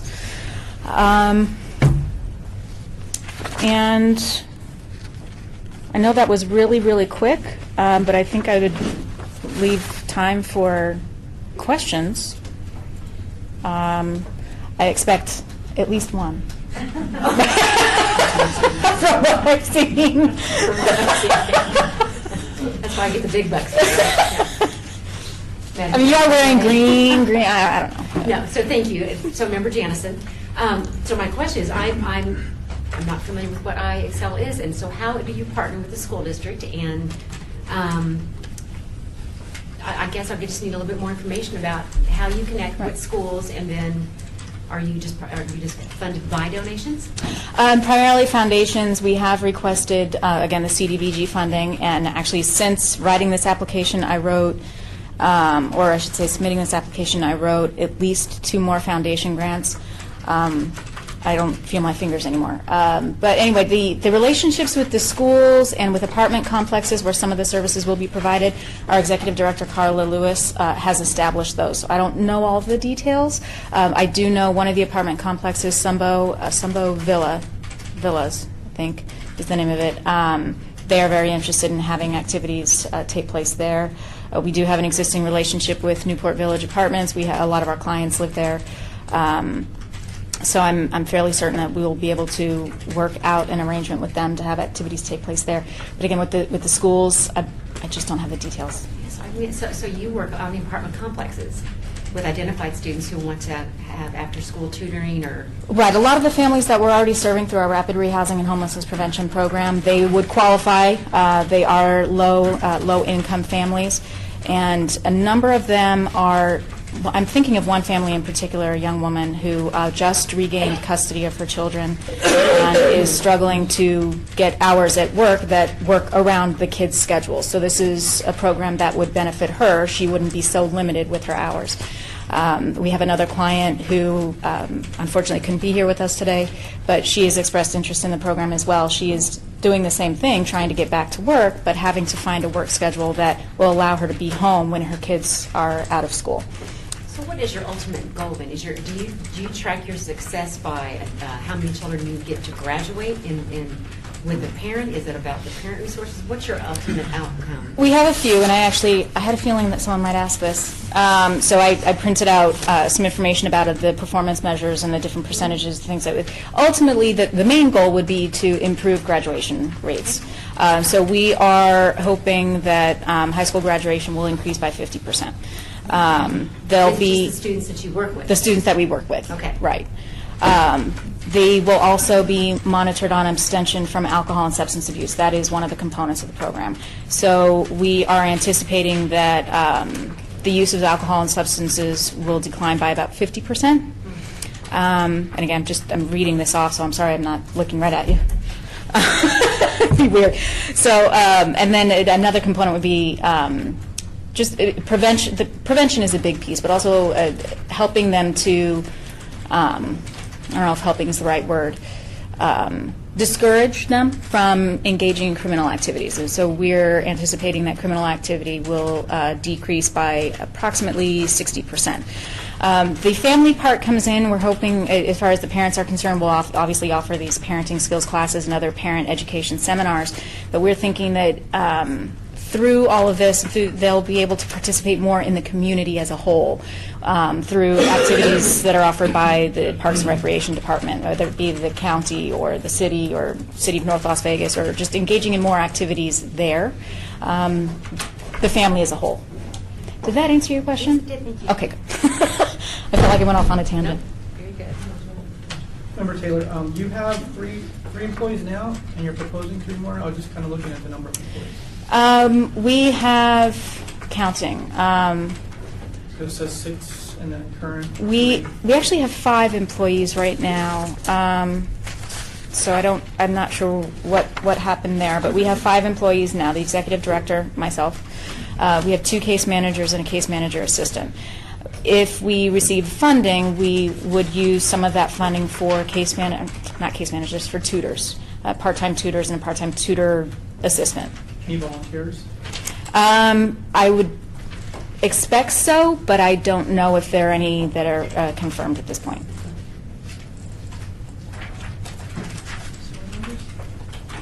If I may, then just a follow-up, then, so how long has this been going? If you don't know how many volunteers you have, how long have you been doing this work? Well, this program isn't up and running right now. It's not? It's not, no, so it will be a new program. Okay, thank you. Commissioner Pappas, your focus seems to be, at least for this portion of that program, or the Excel program, is to try to discourage alcohol and drug abuse, right? That's one component, yeah. There are other things that tie into that, which include trying to stop, trying to discourage illegal activities, perhaps sexual activity, all of that. Is all of that tied together? Do you do all of that? I'm thinking, are you referring to sex education as one possible thing? That wasn't something that we had discussed, but I don't know that. I think it all ties together. Right. That I could be wrong. You guys are the educators, so sorry. Well, we do have a bunch of different pieces to IXL.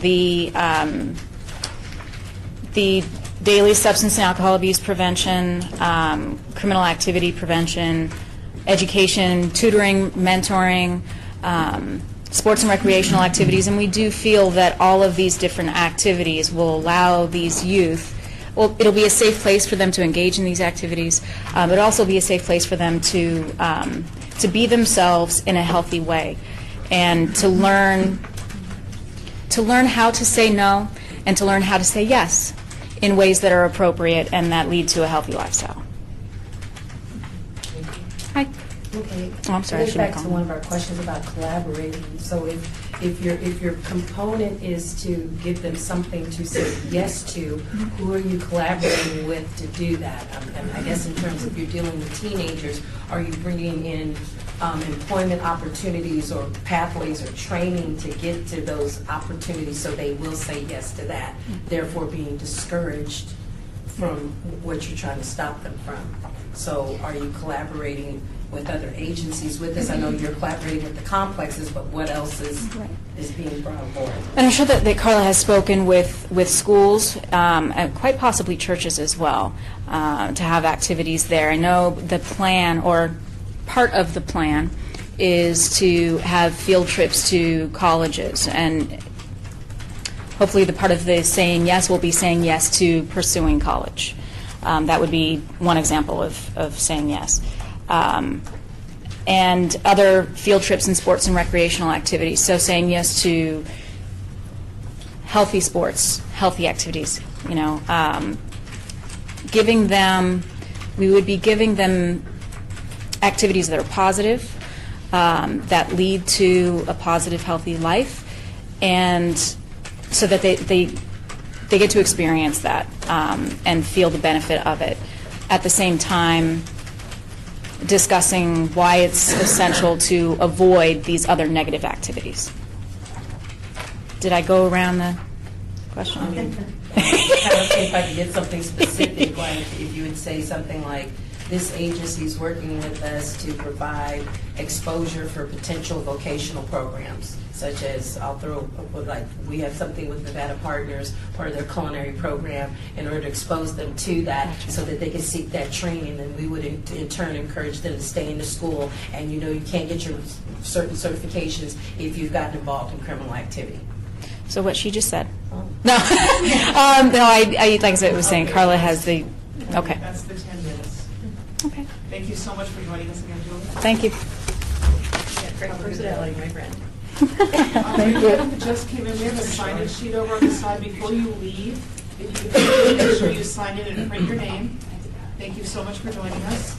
I would like to invite Project Real, Relevant Education About the Law, to come up and join us. Thank you. Welcome. Thank you. I haven't seen you sitting here for the last hour, so I'm just going to do this real quick. You'll have 10 minutes to speak. Sean will warn you at 3 and stop you at 5. Okay. We're going to, you'll have the rest of the 5 minutes for us to ask questions and answers. If there's time left over at the end, you're welcome to fill that in. Okay. I ask you to state your name and spell your last name at the beginning of your presentation and speak up for us in the audience. Thank you. Welcome. Good afternoon. I'm Deborah King, a.k.a. Sam King, Director for Project Real, Relevant Education About the Law. Our organization has been providing educational programs for youth since 2005, when our founders, Mr. Erwin Molaski and Mr. Sam Lionel, concerned about the high juvenile crime rates in the community and the gap in educating our young people about civic education, were moved to action. So they formed Project Real. Their vision and mission continues as we collectively collaborate today with agencies, schools, community, and our partners. Our mission is to teach students and young people about the law and civic responsibility. The need for this civic education was reinforced in 2013 when the legislature actually mandated and the governor signed into law the fact that civic education would be taught and included in state curriculum.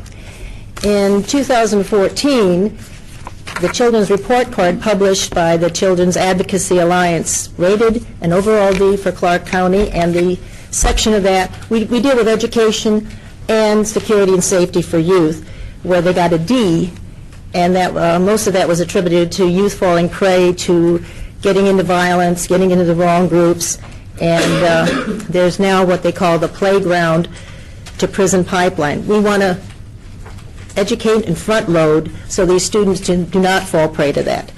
All of our programs, and we basically have 3 up and running, are kind of interrelated. We provide curriculum, it matches state curriculum, and it supports respect for the law, addresses juvenile delinquency, school truancy, the new word they all look at is what is bullying, and other issues like good character education. We also promote literacy and study skills and provide students with the tools so that they can help in their community prevent crime, perhaps save lives, and again, prevent them from entering the system of corrections, with an overall goal to have safer communities. One of the things we do, one of the agencies we partner with quite a bit is juvenile justice, and we sit as a member on the JDAI committee, which is dedicated to reducing the overall ethnic disparity in the students that are in the prisons. Our Play by the Rules program is based on the idea, if you don't know the rules, how are you going to play the game? It originally was designed just for middle school students, and we have it both in Spanish and English. This is licensed by the Alabama Center for Civic Education. However, those are the student guides. The teacher's guide is ours. We have it is our curriculum, and we create our own. And what happened is the student guides deal with 200 Nevada-specific laws relevant to young adults under the age of 18. We've expanded that, and of course we also provided that information to parents. And now we have permission to partner with the Washoe County Bar on we're going to add this to the curriculum, now you're 18. The law changes when you get older. So we're providing kind of a continuum about what that law does and how it relates to students. Now, basically, young people are always facing peer pressure, testing the boundaries of authority. They're questioning their rights. Had a student the other day tell one of our marshals when they were on a court tour, "You can't do that." And he says, "What do you mean?" "Well, I know my rights," and I don't know what the kid was talking about, but the marshal took him aside and talked to him. He tried to explain, so it gives mentoring opportunities. We have questions about their rights, making choices without considering the consequences, and of course we also, being an educator, we tie in critical thinking skills. The curriculum is used not only by students in the public schools and in organizations, we also provide it to private schools. And again, as I said, we started with the middle school concept, but now we go down to the fifth grade students. It's applicable. They used to have the program, and we didn't take it over, but we partner with all the commands, the Metropolitan Police commands. They used to have DARE. And I had one judge, his name, he shall remain nameless, who says, "Why don't we call it DARE and just call it CARE, and we'll just call it our own?" I said, "Judge, there's sort of things like proprietary ownership. We do address weapons, drugs, certain things in there, and the fifth grade students like it." We give them certificates when they finish. So we do cover a wide span. Now, what we do to make the program available and to reach out, we train the trainers, and our instructors include law enforcement, Clark County School District police officers, teachers, local attorneys. The district attorney partners with us. His staff goes out and teaches the lessons. Judges, community partners, and the positive interaction is great when you see these instructors coming to help teachers provide the lessons. Just in 2014, we distributed 16,960 English student guides. Okay, I'll go real fast. 4,000 students. Go ahead. We found the question and answer for the board is so important Okay. that our applicants lose if we don't get to. If there's time at the end, you can throw that. Okay, I'm happy to answer your questions. That was my last line. Member Taylor, so on your, you only have 2 employees right now? Right, and we do a lot of volunteers. We had at one time 3, and what happened is I kind of absorbed some of them, and we just recently hired a new executive director. So I'm not real good at fundraising, but so he's going to work at that fund. I do the programs and go out, and what we have is lots of instructors, like about 207 trained, and a lot of volunteers. I have about 60 volunteers on a regular basis. I work with United Way. We have AmeriCorps, and she's dynamite. So we have UNLV interns, CSN interns. I work with the instructors. They actually get credit for helping here. And again, it's a there's no cost to us. There's only 2 salaried employees? Yes, sir. Did I kind of explain how we did that? Devinder Pappas, this is the first time I've heard this program. What kind of program? What were you saying earlier when you were talking about objectives? How do you Okay. score your objectives? How do you Outcomes. Okay. Thank you. As an educator, we always have to have outcomes, and we use pre- and post-testing in everything here, whether in the play by the rules, it's in the curriculum. What we look for, it's kind of hard to determine when they take this is instructors and students and parents. I collect them all. They are not expected to know anything in the beginning, so we actually have a 30 to 40% growth because after they've gone through it, say you got 30 questions, you get 1 right. We have actually documented, worked with UNLV to document how they've growth on the curriculum. We also use student comments, surveys. We have a program committee, which is composed of educators, all the instructors. We ask the participants in the program committee, how can we better deliver this? We used to give training in an 8-hour session to people. Attention span didn't work. I come to the schools now and we'll train them. We've cut that back down. And we measure not only the surveys, but the actual test, which is included in here to see how they've grown. We use some of the data, but it's really hard to judge. The kid got either play by the rules in 5th grade, so we kept him out of jail. It's hard to determine that, but we know by collaborating with juvenile justice, education does make an impact, and they do use the curriculum. Did that answer your question? Yes. Thank you. Board members. Okay, Devinder Pappas. You were just saying that it's hard to track, and I'm sure that it is when you're talking about a 5th grader all the way through their history. I'm assuming your goal is to educate these students about the legal system so that they don't get involved with it in a negative way. Right. Do you have any idea of how successful this is, or does just give them a tool to play the game better? Well, I think both. Because what we do is we collaborate with bigger institutions, research institutions. We have JAG funding too. We work with the federal department and get to the statistics. It's more like grouping. You see trends in where the crime rate goes, the age groups. It's in the grant. They'll tell you what the age groups are. So I piggyback on those who are actually good at research and look to see how we can evaluate it. Now, some things, we do have some anecdotal stories where I have police officers that have been doing this for a long time, and they did it in the middle school, and fortunately, they found a student who he had instructed in 7th grade he wasn't doing a crime, thank God, but he did provide information to the police officer about a crime going on. So those relationships go beyond, and that's one thing, but I've heard it before. The officers like it. It gives them a tool. And the teachers like it because they have to teach some of it. It's not meant to be extra intrusive, or we don't tell them what to do. So we get those little stories, and then, of course, we use any research and data that we can to support that. But we don't have like a case study that they enter and then they'll go to college. I don't have that. Understood. I appreciate you taking the time to answer that question. I know it's hard to answer, but I like that you're trying to teach them to be, I guess, communally responsible to their community. Right. So, thank you. Okay. Board members? How much time do you have, Sean? Oh. Thank you so I don't know, much. but can I asked Sean if it was all right. We are in the process of redoing the books, and what I've got is a couple, not all Spanish, but I have the older version so you can see the chapters. I would leave copies back there if you'd like. We don't have copies of the immigration series, and we are just going to be printing this so that you could at least see the chapters. We appreciate it. Thank you so much, and thank you for joining us. And those are the people that do know me. You realize I like to talk longer, but you didn't have a stand-up mic, so I'm out of here. Thank you very much for your time. Taryn. I'm not saying about I also got Tom back there. I'm in trouble. Okay, I'd like to invite Southern Nevada Public Television up to join us. Welcome. You'll have 10 minutes, or you agree, write us down here 5. We'll give us 5 minutes for Q&A, and then if there's any questions or if there's any time to interrupt the people that in, please remember to state your name and spell your last name for the record. Try to speak up for us.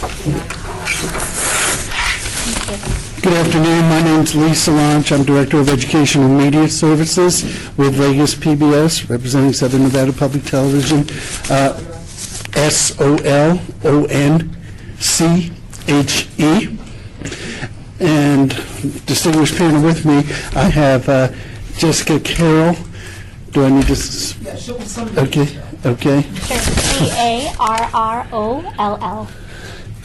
I'm Brandon Merrill, Merrill. And I'd like to introduce our General Manager, Tom Axtell. AXTELL. Just brief remarks for you, because I know we're under a time limit here. We want to thank you very much for the opportunity to present today. As you're aware, Vegas PBS has been in the community for almost 50 years, providing educational services.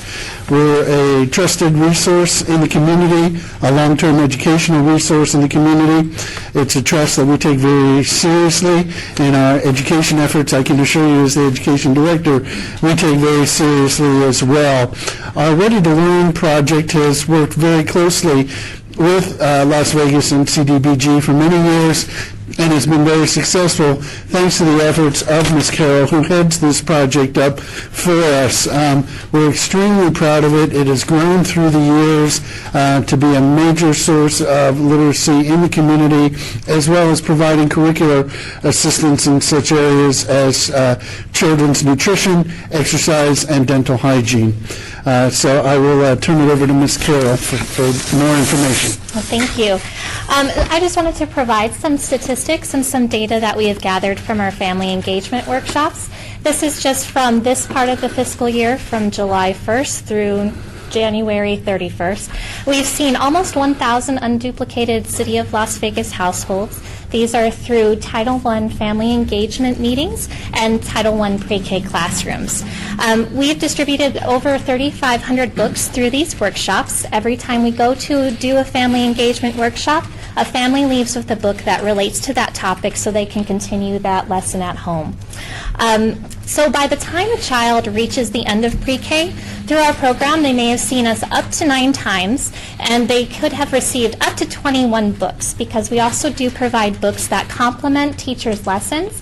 Every single month, the same groups that we visit through our workshops get a class set of books. So they have a home library by the time they reach kindergarten. We also collaborate with a lot of different partners in addition to our Title I pre-Ks. We work with the Las Vegas Clark County Library District, the After School All-Stars, Anson, United Way. We provide a lot of after-school curriculum for them, train the trainer model, family engagement workshops, and a lot of summer programs as well. So when we look at some of the results that we're getting from our family engagement workshops, I looked at all the data. So far this fiscal year, we've received 4,300 different surveys from parents. Every time a parent comes to a workshop, they fill out a survey about their thoughts. And from all of those, almost 95% feel that they learned information on what they can do at home to help improve their children's learning. Also, 94% felt the ideas were easy to understand and implement at home. And over 90%, 91.4% said they will use the information learned from our workshops. We also follow up with select groups about a month later to 2 months later to see if there was a change in behavior, and we found some significant improvements in particular this month with dental health. Now that it's March, February was Dental Health Month, and we found a lot of improvement in the amount of time that preschoolers are flossing now, brushing at home. And to complement that, we also get some anecdotal information and just some of the comments that we've received last month. Thanks to these workshops, I learned how to help my daughter use imagination in her learning. I learned to help my daughter brush her teeth all the time. We show a video clip with Elmo, and he's singing a song. We brush our teeth to that song for 2 minutes. Another family member said, I learned to listen to Elmo's brushy song while brushing my daughter's teeth to keep track of 2 minutes.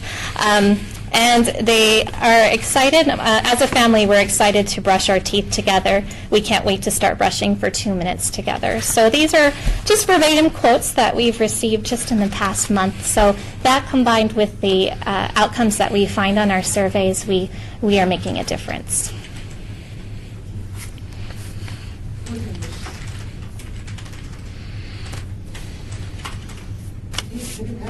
I know that you partner with a number of agencies, and you were just talking about some of the parents. We know that we get a lot of parents that have a hard time teaching their children because they don't necessarily have the foundation, whether it's just for education, language barrier, et cetera. Do you get a lot of parents that are actively participating along with their children and learning with their children? Exactly. We find actually that a lot of families are learning a lot of the skills by co-viewing and watching our PBS educational programs together with their kids. Also, a lot of the concepts that we show are simple to implement, and they don't necessarily need an extensive educational background to implement them. So for example, in our nutrition workshop, we talk about going to the grocery store, pointing out the letters that are in their child's name, talking about colors of the fruits and vegetables, getting them involved in grocery shopping. So these things are all, they're funds of knowledge that families have, and they all are teaching their children different things. We're just pointing out how they are teaching their children so that they can do these strategies a lot more often at home.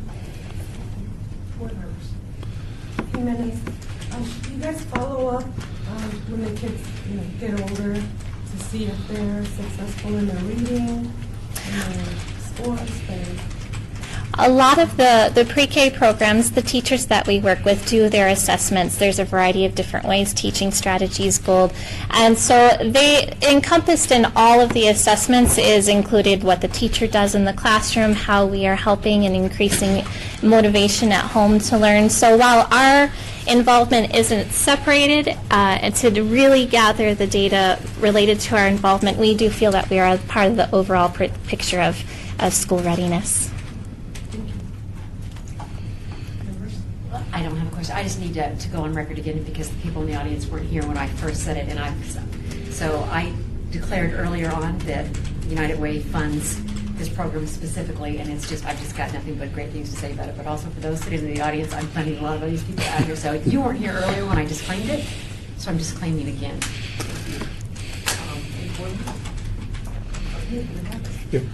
Obviously, PBS is obviously nationwide. It's been in all the states that I've ever lived in.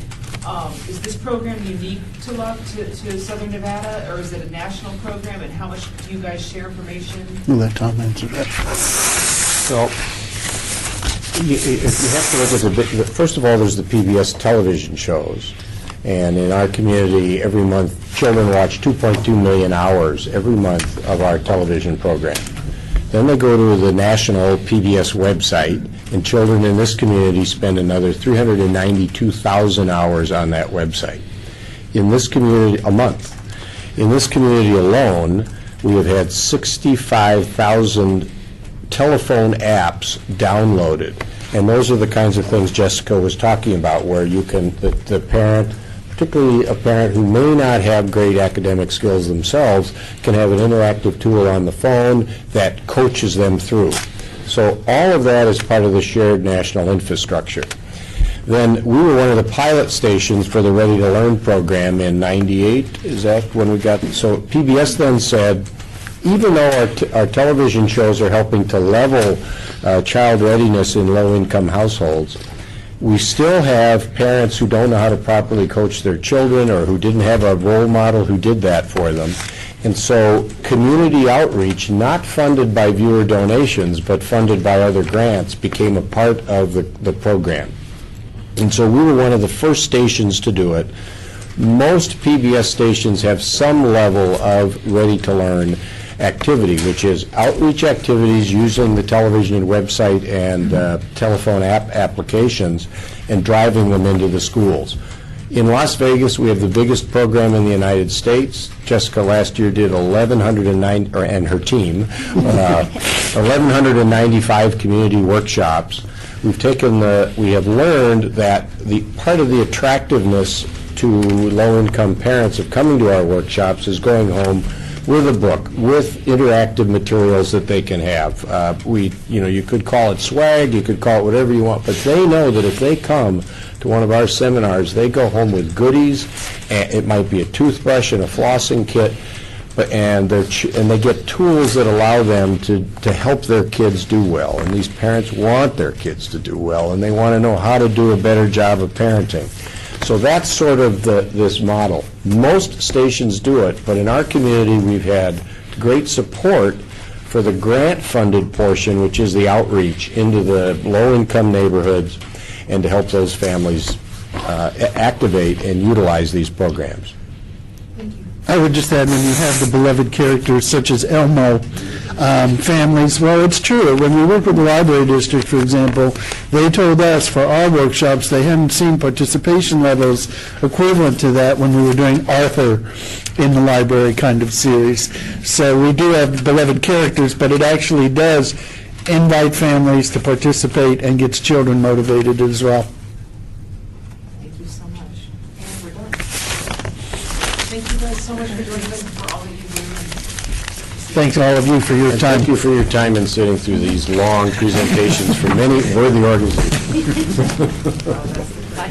Thank you.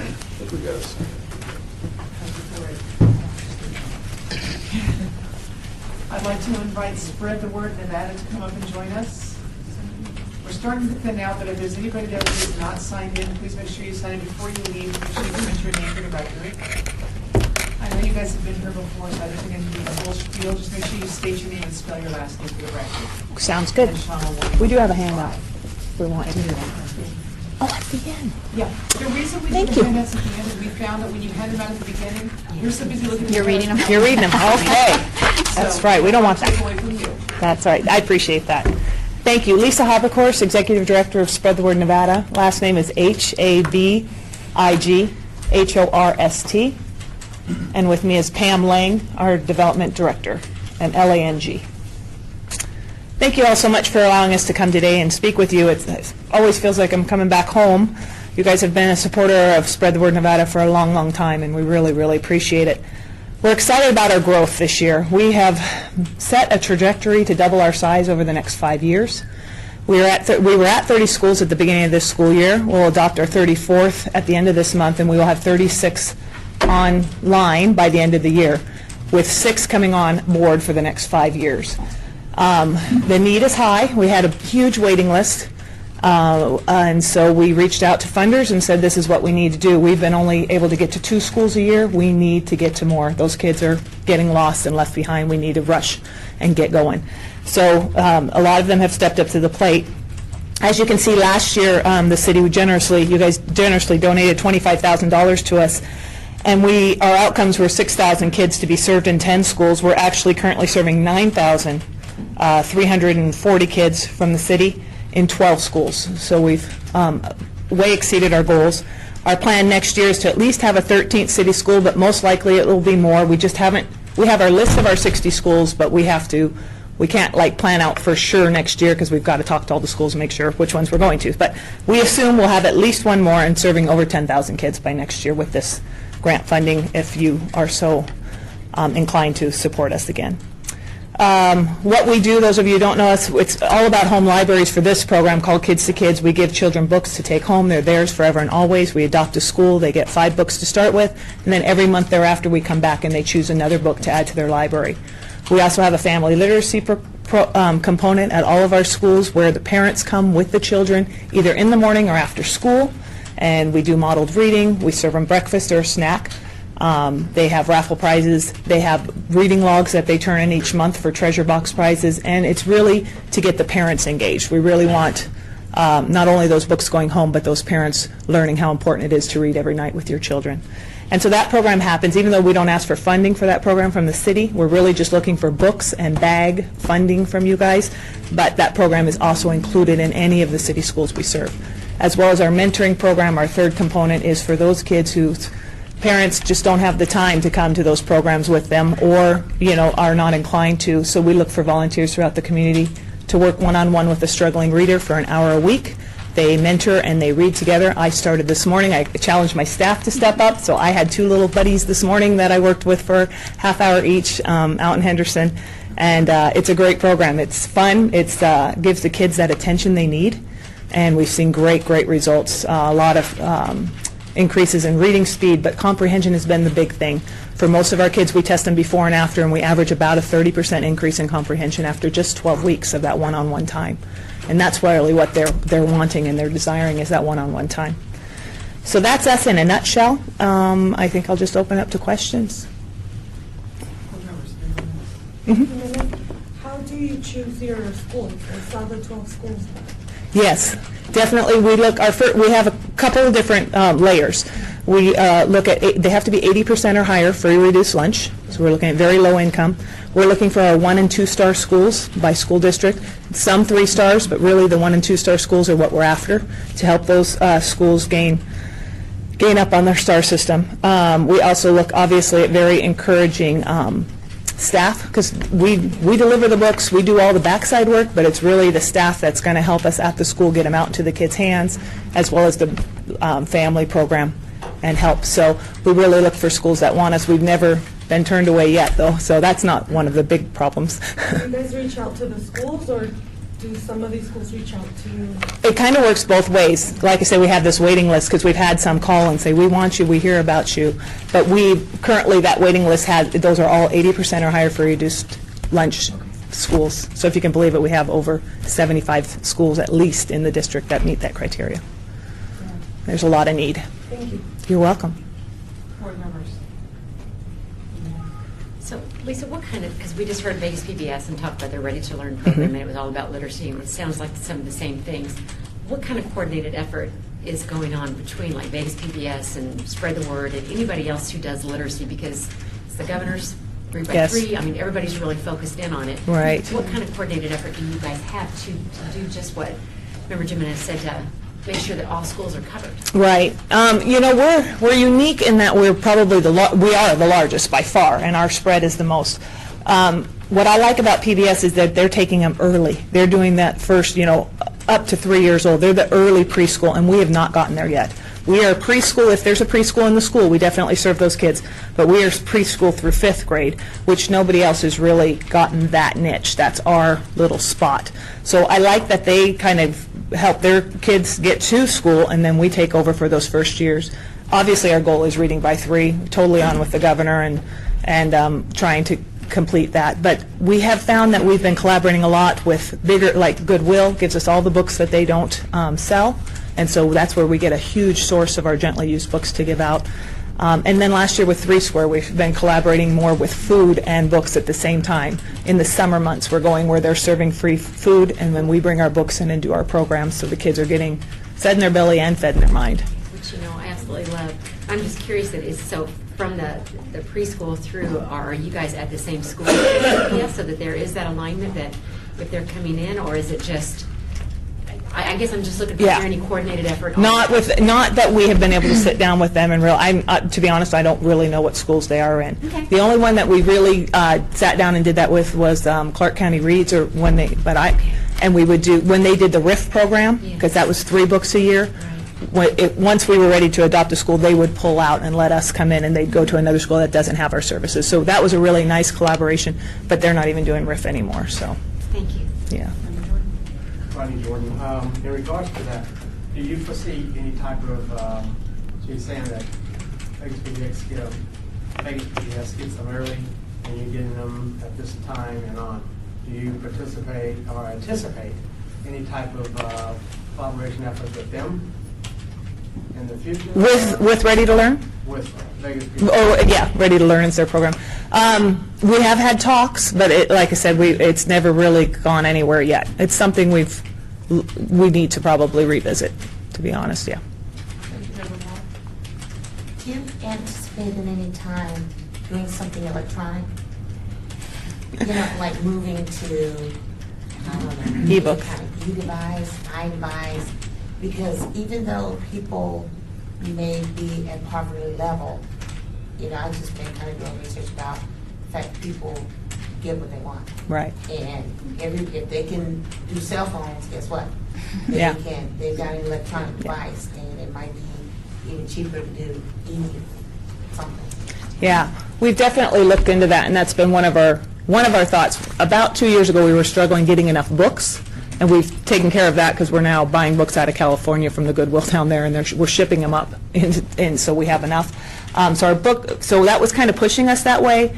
Right now, our goal is to get to all these schools, but there is a committee that's been formed on our board that's a technology committee to do e-readers, thinking 4th and 5th grade, probably don't start in the 5th grade, and that those kids would get an e-reader that they could graduate with. We'd put their 6th grade reading on it, and congratulations, you've graduated from Kids to Kids kind of thing.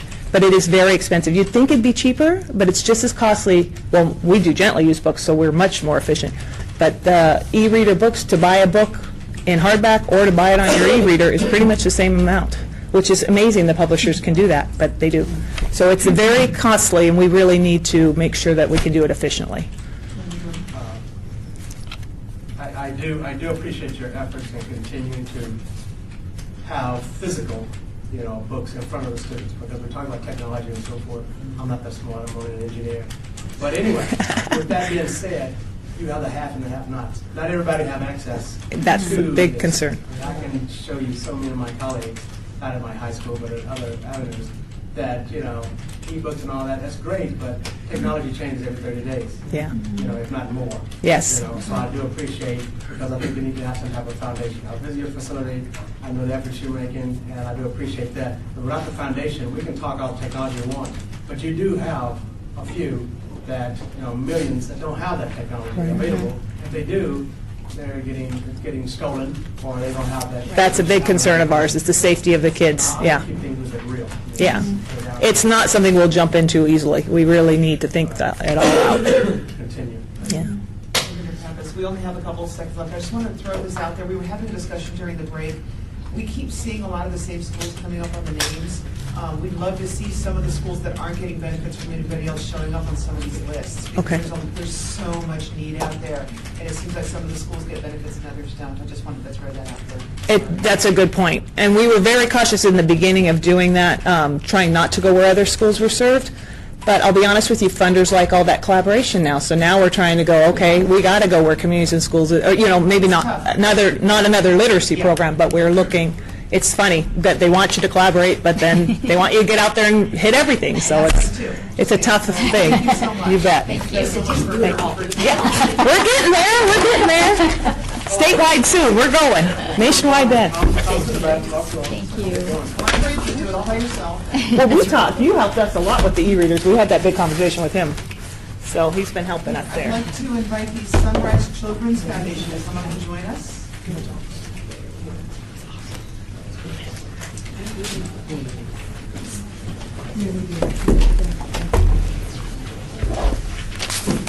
Good afternoon. I'm Dave Sandberg, Executive Director for Sunrise Children's Foundation, and it's SANBERG. And with me is our Director of Programs, Angela Trichet. You want me to spell it? Triche, if you want to put the little accent behind me. Sunrise Children's Foundation was founded here in Las Vegas in 1993. We currently run 4 major programs, our largest being the Early Head Start program, currently with 18 classrooms, by the end of the year growing to 43. We employ 140 people. By the end of the year, that will be 200. Our other programs, not necessarily affiliated, is our 5 WIC clinics, Women, Infant, Children's. We're handing out food, nutrition, and doing nutritional education. We have the Nevada Home Visiting Program. Those are students 0 to 5, and those are home visitation curriculum. And we have our Hippie program, which we're here to talk about today, and I'll turn it over to Angela. Hello, everyone. Hippie, funny name, is an acronym for the Home Instruction for Parents of Preschool Youngsters, and we target families, low-income families, who have children 3 to 5 years old in the home, who are typically not receiving services, preschool services in the community. We've been at this since 1995 and have seen a great difference in the work we've done with the families we've served. Hippie was founded on a couple of very clear principles. One is that all parents want what's best for their children. Now, that's not to say all parents are always able to give their best or even prepared to give their best for all kinds of reasons, be they economic, be they substance abuse, violence in the home, all sorts of reasons. But they all really want what's best for their children. The other tenet is that all children are hardwired to learn. They can learn. All children can learn. And children really want to learn from their primary caregivers, their parents. Why? Because that's where they find their identity. That's where they find their worth. That's where they get to see, who am I and what am I and am I worth anything and am I to be respected in this world? Am I loved? Can I be confident? That's where they learn it. They learn it from their parents. And so the smart thing about Hippie is that you take those two things and you put them together. And what you find is that parents are their child's first and most important teacher, and children want to learn from their parents. Well, guess what? Hippie takes that and puts it together. We're a home visiting program. We're a 30-week a year for year 3, 4, and 5 of the child's life, and we go in every single week, and we're with that parent. And now that parent may have low education. That parent may not have high literacy skills. That parent, I've heard you talk about, may not know what to do with their child. We're not all born teachers. And so what we do is we send a parent educator into the home. A parent educator is recruited from the community. So we're not going in as the experts. We're going in as the partners. Now, they are trained on a weekly basis by a professional program coordinator who works with them, and they receive the training every week in order to do and implement this program. We use a service delivery model called role play. So if I'm a parent who doesn't read well, or who doesn't really know how to engage my child, we go in and we teach parent and child for about an hour a week. We go through an activity packet that's going to last that family for 5 days. It is completely developmentally appropriate and covers all 5 of the basic domains for young children. And that parent educator and parent go through every single day of that curriculum. And we go back and forth and we teach you how to, don't say no, don't say that's the wrong answer, don't do it like that. We teach them the appropriate way to engage their children so that their children feel good about what they're doing and feel good about learning, which is critical, teaching them to want to learn. And so that's how we do it. As I mentioned, we have home visits every week, but every other week we have parent meetings where the whole family comes together in a center-based setting, and we provide what parents have asked for, community resources. People come in and talk about resources that are available for the families. So many don't know, because so many of our parents live in isolation. They don't get out and about and talk to other parents who are experiencing the same things that they are raising young children. And so you get those parents together, they get to discuss and make friends and learn things about their community. Their children get to play together sometimes in very healthy and instructive and constructive ways, which, again, isn't always the case with many of our families. We actually do assessments. When they come into our program, we do intake assessments. We use the Ages and Stages questionnaire to find out where that child is developmentally. We keep the parent informed about that because you know what? They learn from that too. They learn what the, oh no, okay. If there's time at the end, you're more than welcome to keep going on. Pardon me? I said if there's time at the end, you're welcome. You can. Thank you very much. Board members, questions? Yes. Okay, Demeter Pappas. Oh, I'm sorry. I'm so sorry. No, Miss Menace. I just want to know where you get your curriculum from. Oh, good. Hippie USA. Hippie is an international program. As a matter of fact, several years ago, Nevada Home Visiting was established here. And we're only in that program allowed to use models that have been vetted extremely well at the federal level. Hippie was one of the first 7 models that was part of that they say this program works. The curriculum comes, we have a national organization in the United States, Hippie USA. It's been here about 25 years. And the program is available in English and Spanish. And Chinese, and a few other, it's in 11 countries.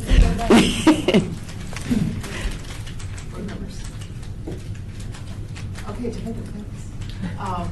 How do you handle households with multiple children of different ages, which I'm assuming you target a specific child and then the rest kind of come in. How do you do that? We have many of those households, and we handle them all. In other words, that's a long visit. Yeah. Yeah, we're in there for a bit. We'll have a 3 and a 4-year-old in the same household easily. And so that's how we do it. And sometimes the parent gets to choose. You want it all on one day? Do you want us to come back in a couple of days? But we'll take both of those children. So to follow up, you address every child in the house up to that school age? Yes, we 3 years old, 4 years old, and we only do 5-year-olds if they fit in our 4-year-old program. Got it. So each gets appropriate curriculum, but again, we're working with the parents. So the parents are able to further engage and pass that information on. And it could be up to 3 years in one family. So that's very intensive, and it's one-on-one, and that parent educator is in that home every week. So there's a very big bond. And the other thing we found is that we're often the very first identifiers of children with special needs in families, because sometimes they just think they don't know. And so we're able sometimes to find help for a family who may not even be aware that their children has a special need. We also provide books. 9 books come with each year's curriculum, and we also give books in addition to the 9 that come with the curriculum to encourage parents to read to their children, which we preach. Janice, I don't really have a question for you all, but you touched on it, but I just wanted to supplement it a little bit more because I've seen the role play that you do. Oh, okay. And I think what I liked about it so much is the fact that so many of these parents, they're young and like you said, don't know how to be really a teacher. And it's that it's engaging them early on about the fact of how important it is to, I'm going to use the word be kind. Yes. And not, shut them down, right, as they are Yes. trying to learn. So that's what I loved about the program is that there's that teaching of the parent on how to work with the child. Yes. And you touched on it, but I just, Thank you. that was just really, it's hugely beneficial for me It in is. what you all do. I know I'm a parent as well, and oftentimes parents, and as you say, it's not to be mean, it's just that you want your child to know, and sometimes parents go kind of like, you know that, I know you know that, and so just to work with them to teach them that there's another way, a better way to make the child feel good about coming back the next day. Because they always say that they've got that little computer chip Right. and that you're programming that computer chip in that child early on, and if you can program it really wrong. And I think what you do is really good. Thank you. Thank you. Board members? All right, you've got a minute if you want to finish your... Dave, anything? One of the things Angela touched on that I think is hugely important is the family engagement sessions. So most of our families, many are limited by transportation. That doesn't stop us from going to pick them up and bringing them over to our center, because one of the most important things is to get these families to engage with one another and the children to engage with one another. Realize that most of our parents, many of our parents are dropout themselves, so they have a huge fear of school and entering back into that environment and taking their kids to the class the first day. We remove that because now they've worked with our teachers, our staff, each other, the children. They've already integrated, so that socialization hesitancy is removed. They're used to that by the time they're ready to children to school the first day. And our biggest recruitment successes come from teachers, kindergarten teachers, and parents who have been in the program before. We rarely have to go beating the bushes anymore. Okay, thank you very much for listening. Thank you. Thank you.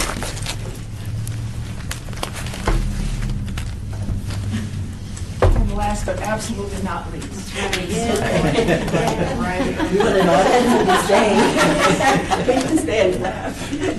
There's no pressure, right? I was looking, oh, good. I suppose this is for Variety Early Learning Center. Thank you. Well, my name is Anna Hopper, Hopper. I'm here on behalf of Ms. Toya Glass, who wasn't able to be here.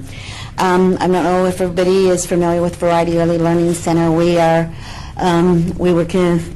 started in 1956.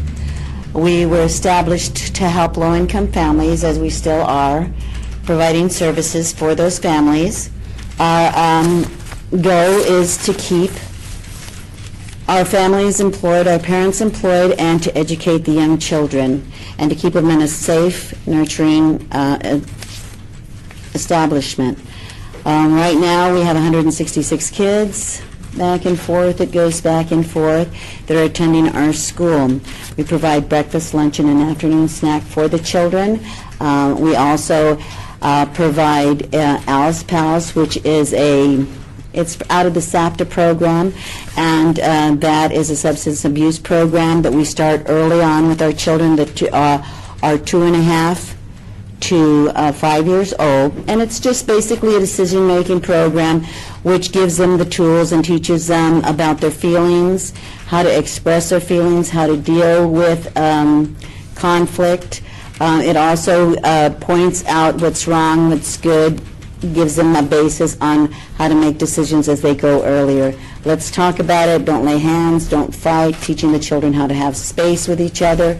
And actually it also encourages them to go in when they see maybe their little buddies getting in a conflict, and they'll say, oh, you can't do that, that's not right. You need to go and sit in Alice Pal's place. It's just giving them the tools to handle situations that are going to come up later on in life. As far as the education-wise, by 3rd grade, that the penal system figures out how many prisons we have to have by 3rd grade because of the early education that starts and goes through there. As far as our center, we are United Way accredited. We also have 3 stars in the Nevada's rating system. We do have parent engagements to improve the parent relationships, which is with the TAPS program through United Way as well. And that gives the parents that gives them information on everything from health to finances, and we have different programs of different speakers that come in and presenters that come into our center. We are asking for $40,000, which we know is a high, but we know we won't also get that. But we're helping the parents with tuition assistance to provide a rate that is going to be affordable for them. Right now, our rates are $145 to $165, and then we have before and after school for $75. We've got parents that are working, and as you know, with the economy, the way it goes back and forth, a lot of parents aren't getting paid a very good wage. Right now, I did a little figuring out that with a parent that makes $12 an hour, and at $165 a week for an infant is what we charge, that parent would end up making $7.67 an hour after you take that. So we were asking for scholarship or tuition assistance to help bring that fee down to about $115 a week for that parent. It's still them paying out. It's still their responsibility. to go ahead and pay for that, the rest of the tuition, but it also gives them the ability to pay for it. Without that buffer there or that assistance, they would just leave their children at home with aunts and uncles and relatives that are not giving them the proper education and nurturing that they need. The most important part that I want to also say is that you can't do any better than keeping a family or a parent working and then being able to provide the right kind of child care or education for their children.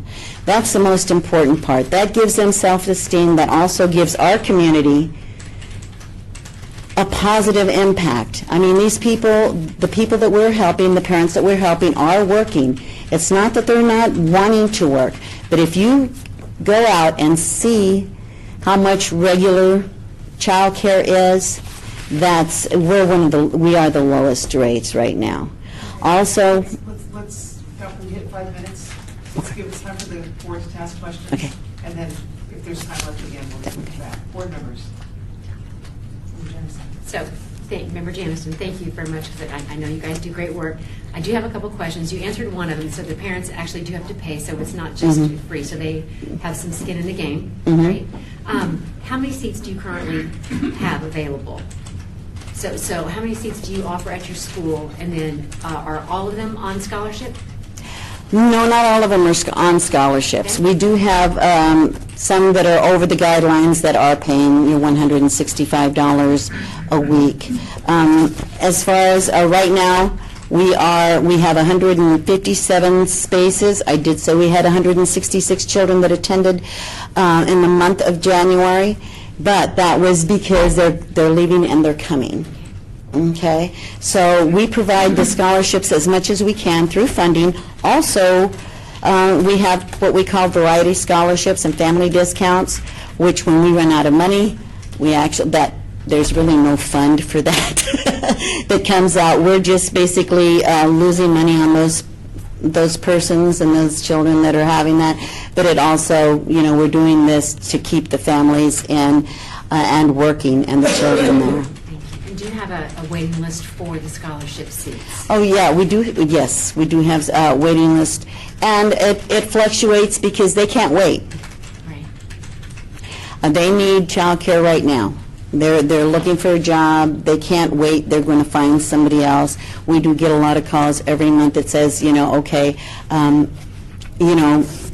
aunt's sick. She can't take care of the child. My grandmother has fallen, she can't take care of the child, we need to come in. We always would make as best we can, we make exceptions to take the children in those situations.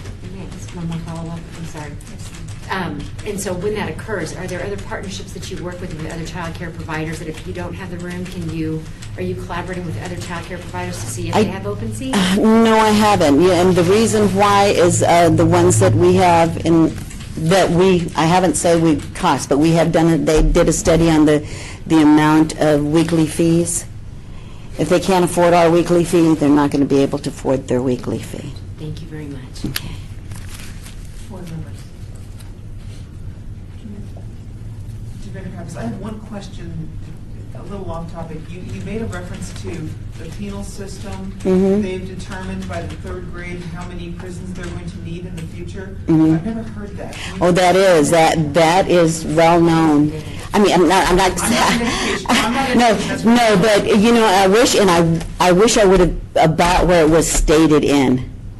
But they had that come out and they were talking because they had people. We had somebody come and talk to us about that, and it was by the 3rd grade that they will find out if you don't, I'm going to say cut it. If you don't cut it in 3rd grade, if you're getting into trouble, there's a high chance that's going to follow you through the rest, and that's how they determine how many prisons we're going to need. And that's how critical these are. Yes, and the same thing with they had where 24% of the kids in Nevada, are children that are low income. So you're going to figure that if they're not getting their education at an early start, by the time that they're hitting that third grade, all of the people that came up today were saying the same thing. If we don't start early and if we don't get that education foundation early on, then it's going to just fall through the cracks and fall through the cracks and fall through the cracks. You know, everything everybody says and their funding is important, you know, and I realize that as I'm hearing everybody, I mean, it's really an important thing for our young children now. We've got so much that's going on with them. Make one more comment. 10 seconds. Go. Well, it wasn't a question, it was just someone had posted the other day, how about if we funded education fully and had prisons be funded by box tops and donations from Target? Yeah. I've seen that. Thank you. As always, and thank you for being here for us. Thank you. Thank you. Thank you so much.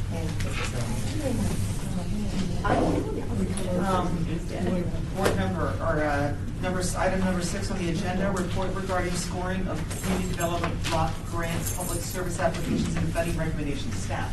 Bozer staff.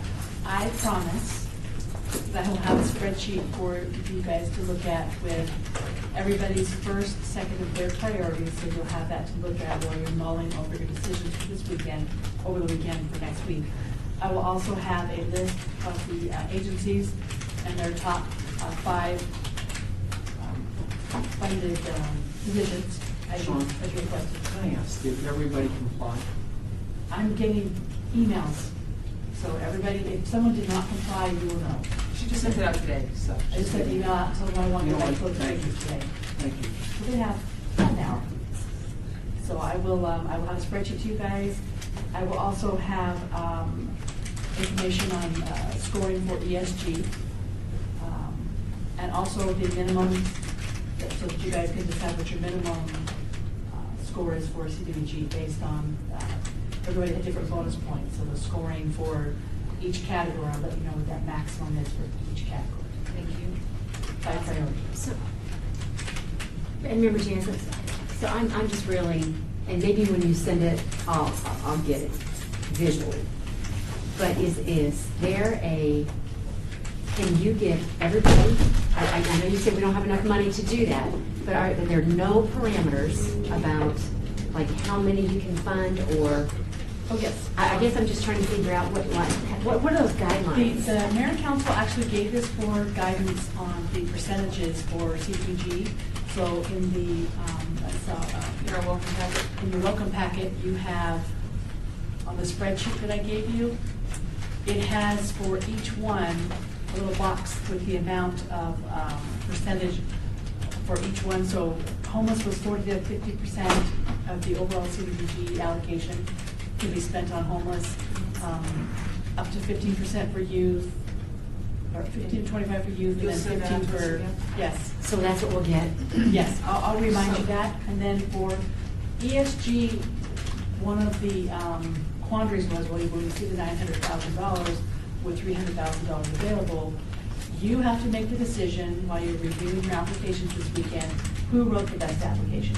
Because what you're going to do is you can fund 1 or 2 agencies for rapid rehousing, 1 agency for prevention, and in this case, because only 1 agency asked, 1 agency for wet shelter. So taking the wet shelter application over here, Put it put it aside. There is only one shelter. Yes, Right. so putting that one aside, and they didn't ask for any other program. So you could conceivably fund 3 different agencies for the other categories. You could fund 2 different agencies for rapid rehousing and a 3rd different agency for the prevention. Or you could fund it to 1 agency that asked for everything, other than wet shelter. So that. To be honest, this is daunting, but this is where a big part of our scoring comes into play. Is each one of us have been here for some, if not all, of the presentations. We have access to staff scoring. We've all read the applications. I'm sure we're all going to read them just one more time. So we're going to go through and we're going to score, and that scoring is going to come very heavily into play. What I would like to ask the board is, if possible, Sean, if we get our scores to you by 8 o'clock Monday morning, would that give you enough time to put all of the scores together for each agency and get those to us? I was going to be nice and give you until noon on Monday. Well, some of us do things with those scores, so we need time to. Right. Well, because it's a lot. So if you guys can get your scores in by noon on Monday, that will give me enough time to create those spreadsheets for you, and I'll send you out a spreadsheet. And you'll get them to us by close of business Monday? Yes. Okay. Then what we do, there's a couple of us that play with those spreadsheets. What's going to happen on Tuesday is we're all going to sit down and somebody's going to throw some numbers out there to get the ball rolling. And Sean's going to have a spreadsheet up on the wall that we're all going to try really hard to read because it's hard because there's a lot of data on it. And somebody's going to basically throw mud at the wall and say, okay, this is what I propose we start with. And then we all negotiate because we all bring so many different disciplines to this table, and that's why this board is so amazing. So what's happened in the past, and it may not happen this year, but what's happened in the past is usually Carmen and I will work those numbers based mostly on the scoring, and we will throw up numbers just to give us a starting place so that we're not starting from ground zero. And then we will typically say, okay, based on the amount of applications, looking at the scores and the amount of funds we have, we're not going to fund, we're going to agree right now that we're going to zero fund anybody who got a score less than this. And that way they're just taken out of the equation. And then everybody above that, we negotiate on those numbers. Sean has, thank God, in the last couple of years been able to work it out so that nobody can ask for less than a certain amount of funds. That way we're not having to figure out 1,000 to them, 2,000 to them. So there's a minimum amount of funding, because that makes her life miserable too. So there's a minimum amount of funding that we can give, and that helps work out our numbers. And it's hard, and it's really hard, but the scoring is huge. So please, we got to make sure we get our scores in, spend as much time as you can on them, and then we negotiate. Okay. So, Member Jansen's, it's my only opinion for having done this with others is that because I can score, when I score, I can score fairly, like, because I'm judging on everybody the same. So for me, knowing what that is going to end up looking like, so it's not just throwing some of those out, I'm going to look at it differently for me to say then if I think this program is going to be more impactful, I'm not going to make that scoring as, what's the word, not uniform? Uniform, thank you, across on the actual application, because everybody might have written it well, and that might all be the same, and that's how I'm scoring, but that's not going to reflect for me what I think is going to be most impactful for the dollars, because I don't want, if it's just on how it was written, then I'm struggling on what that score will look like. Senator Pappas, you're exactly right, and that's why, first of all, one of the reasons I'm so glad I'm on this board, every one of us is looking at these applications from a different standpoint. Okay. I know, because I've known Carmen the longest, I know that a lot of what Carmen looks at is the education, and because she's so active so there's certain things that there's a certain way that she looks at things that's going to be different than the way I look at things, and that's where all of us come together, and that's why we're a group instead of just one of us sitting here doing all of this. So with like the 300,000, I think what Sean was saying, we could do 150 and 150 based on not just scoring, but everything.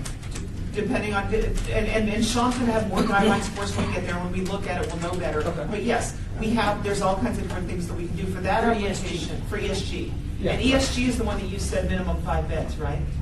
You Or have is that the one that you guys? for prevention. For prevention. So you have one $10,000 amount that you can give to one of those agencies, okay? To someone offering that program. You have 83,000 and then 83, it came to one person getting $1 more than another. If you decide to break that for rapid rehousing into 10 for this agency, 10 for this agency. And then wet shelter is already taken care of because only one agency applied and they did not ask for anything else. Now, can you give them more than they asked for? Or No, we cannot give them more than they asked for.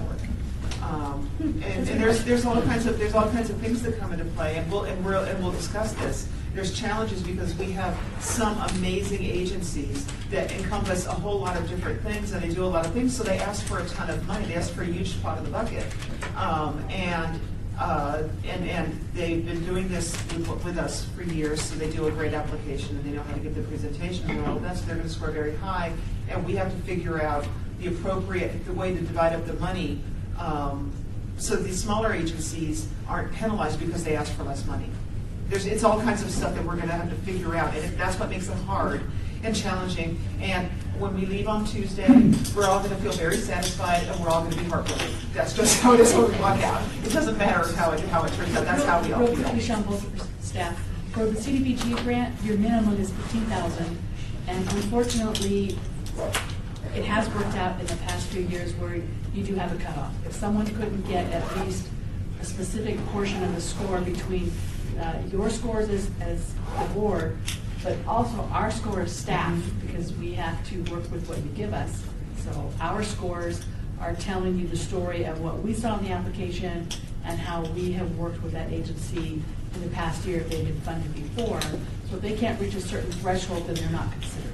Because you have to fund your top agencies. And the fact is, there's just not enough money to fund everybody. Most people are going to get zero, basically. Not most, but You'd some. be very Well, surprised. I'll send you guys what you guys did last Well, year so that you half have of an it idea. is zero. If we can only fund for, am I missing something? That's ESG. That's ESG.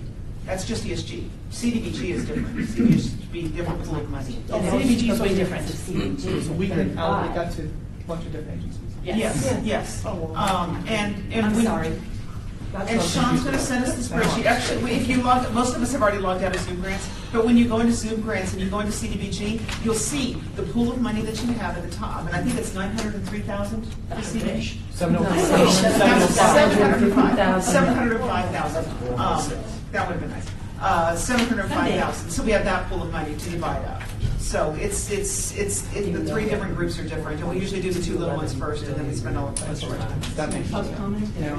Oh, yeah. One thing, staff member Tara Unger just wanted to say in reference to emergency solutions grant, as the board, please pay attention to the priorities that we had set forth.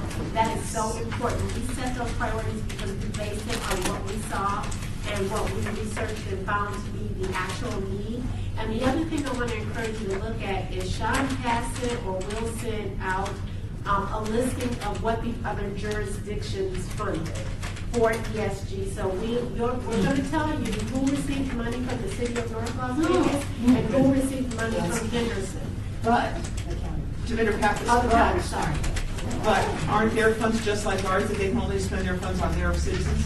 ESG funds are Actually, globally we prefer. yeah, they are. I mean, actually what happens is HUD requires us to utilize for ESG what's called coordinated intake. It's new to our community. They just launched it July 1. And so we can't discriminate on who is served with ESG Okay, funds. just as long as we're not penalizing an agency that got benefits from Clark County ESG, but they can't use those money on our Las Vegas people. As long as that's not the case, then that's That great. is not the case. Perfect. And currently, just to talk a little bit more about the coordinated intake, again, that was a model. It is a national mandate for any jurisdiction that receives ESG funds. And in our community right now, our coordinated intake is focusing on homeless individuals. Okay. So just wanted to put that out there because I think that's important for you guys to see who the other jurisdictions funded. So if you're torn between two agencies and one agency got funded somewhere else, then We can you find a better consider method. that. Yeah. Thank you so much. No problem. Are we ready to go to public comments? Thank you.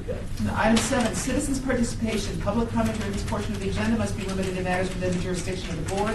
No subject may be acted upon by the board unless that subject is on the agenda and is scheduled for action. If you wish to be heard, give your name for the record.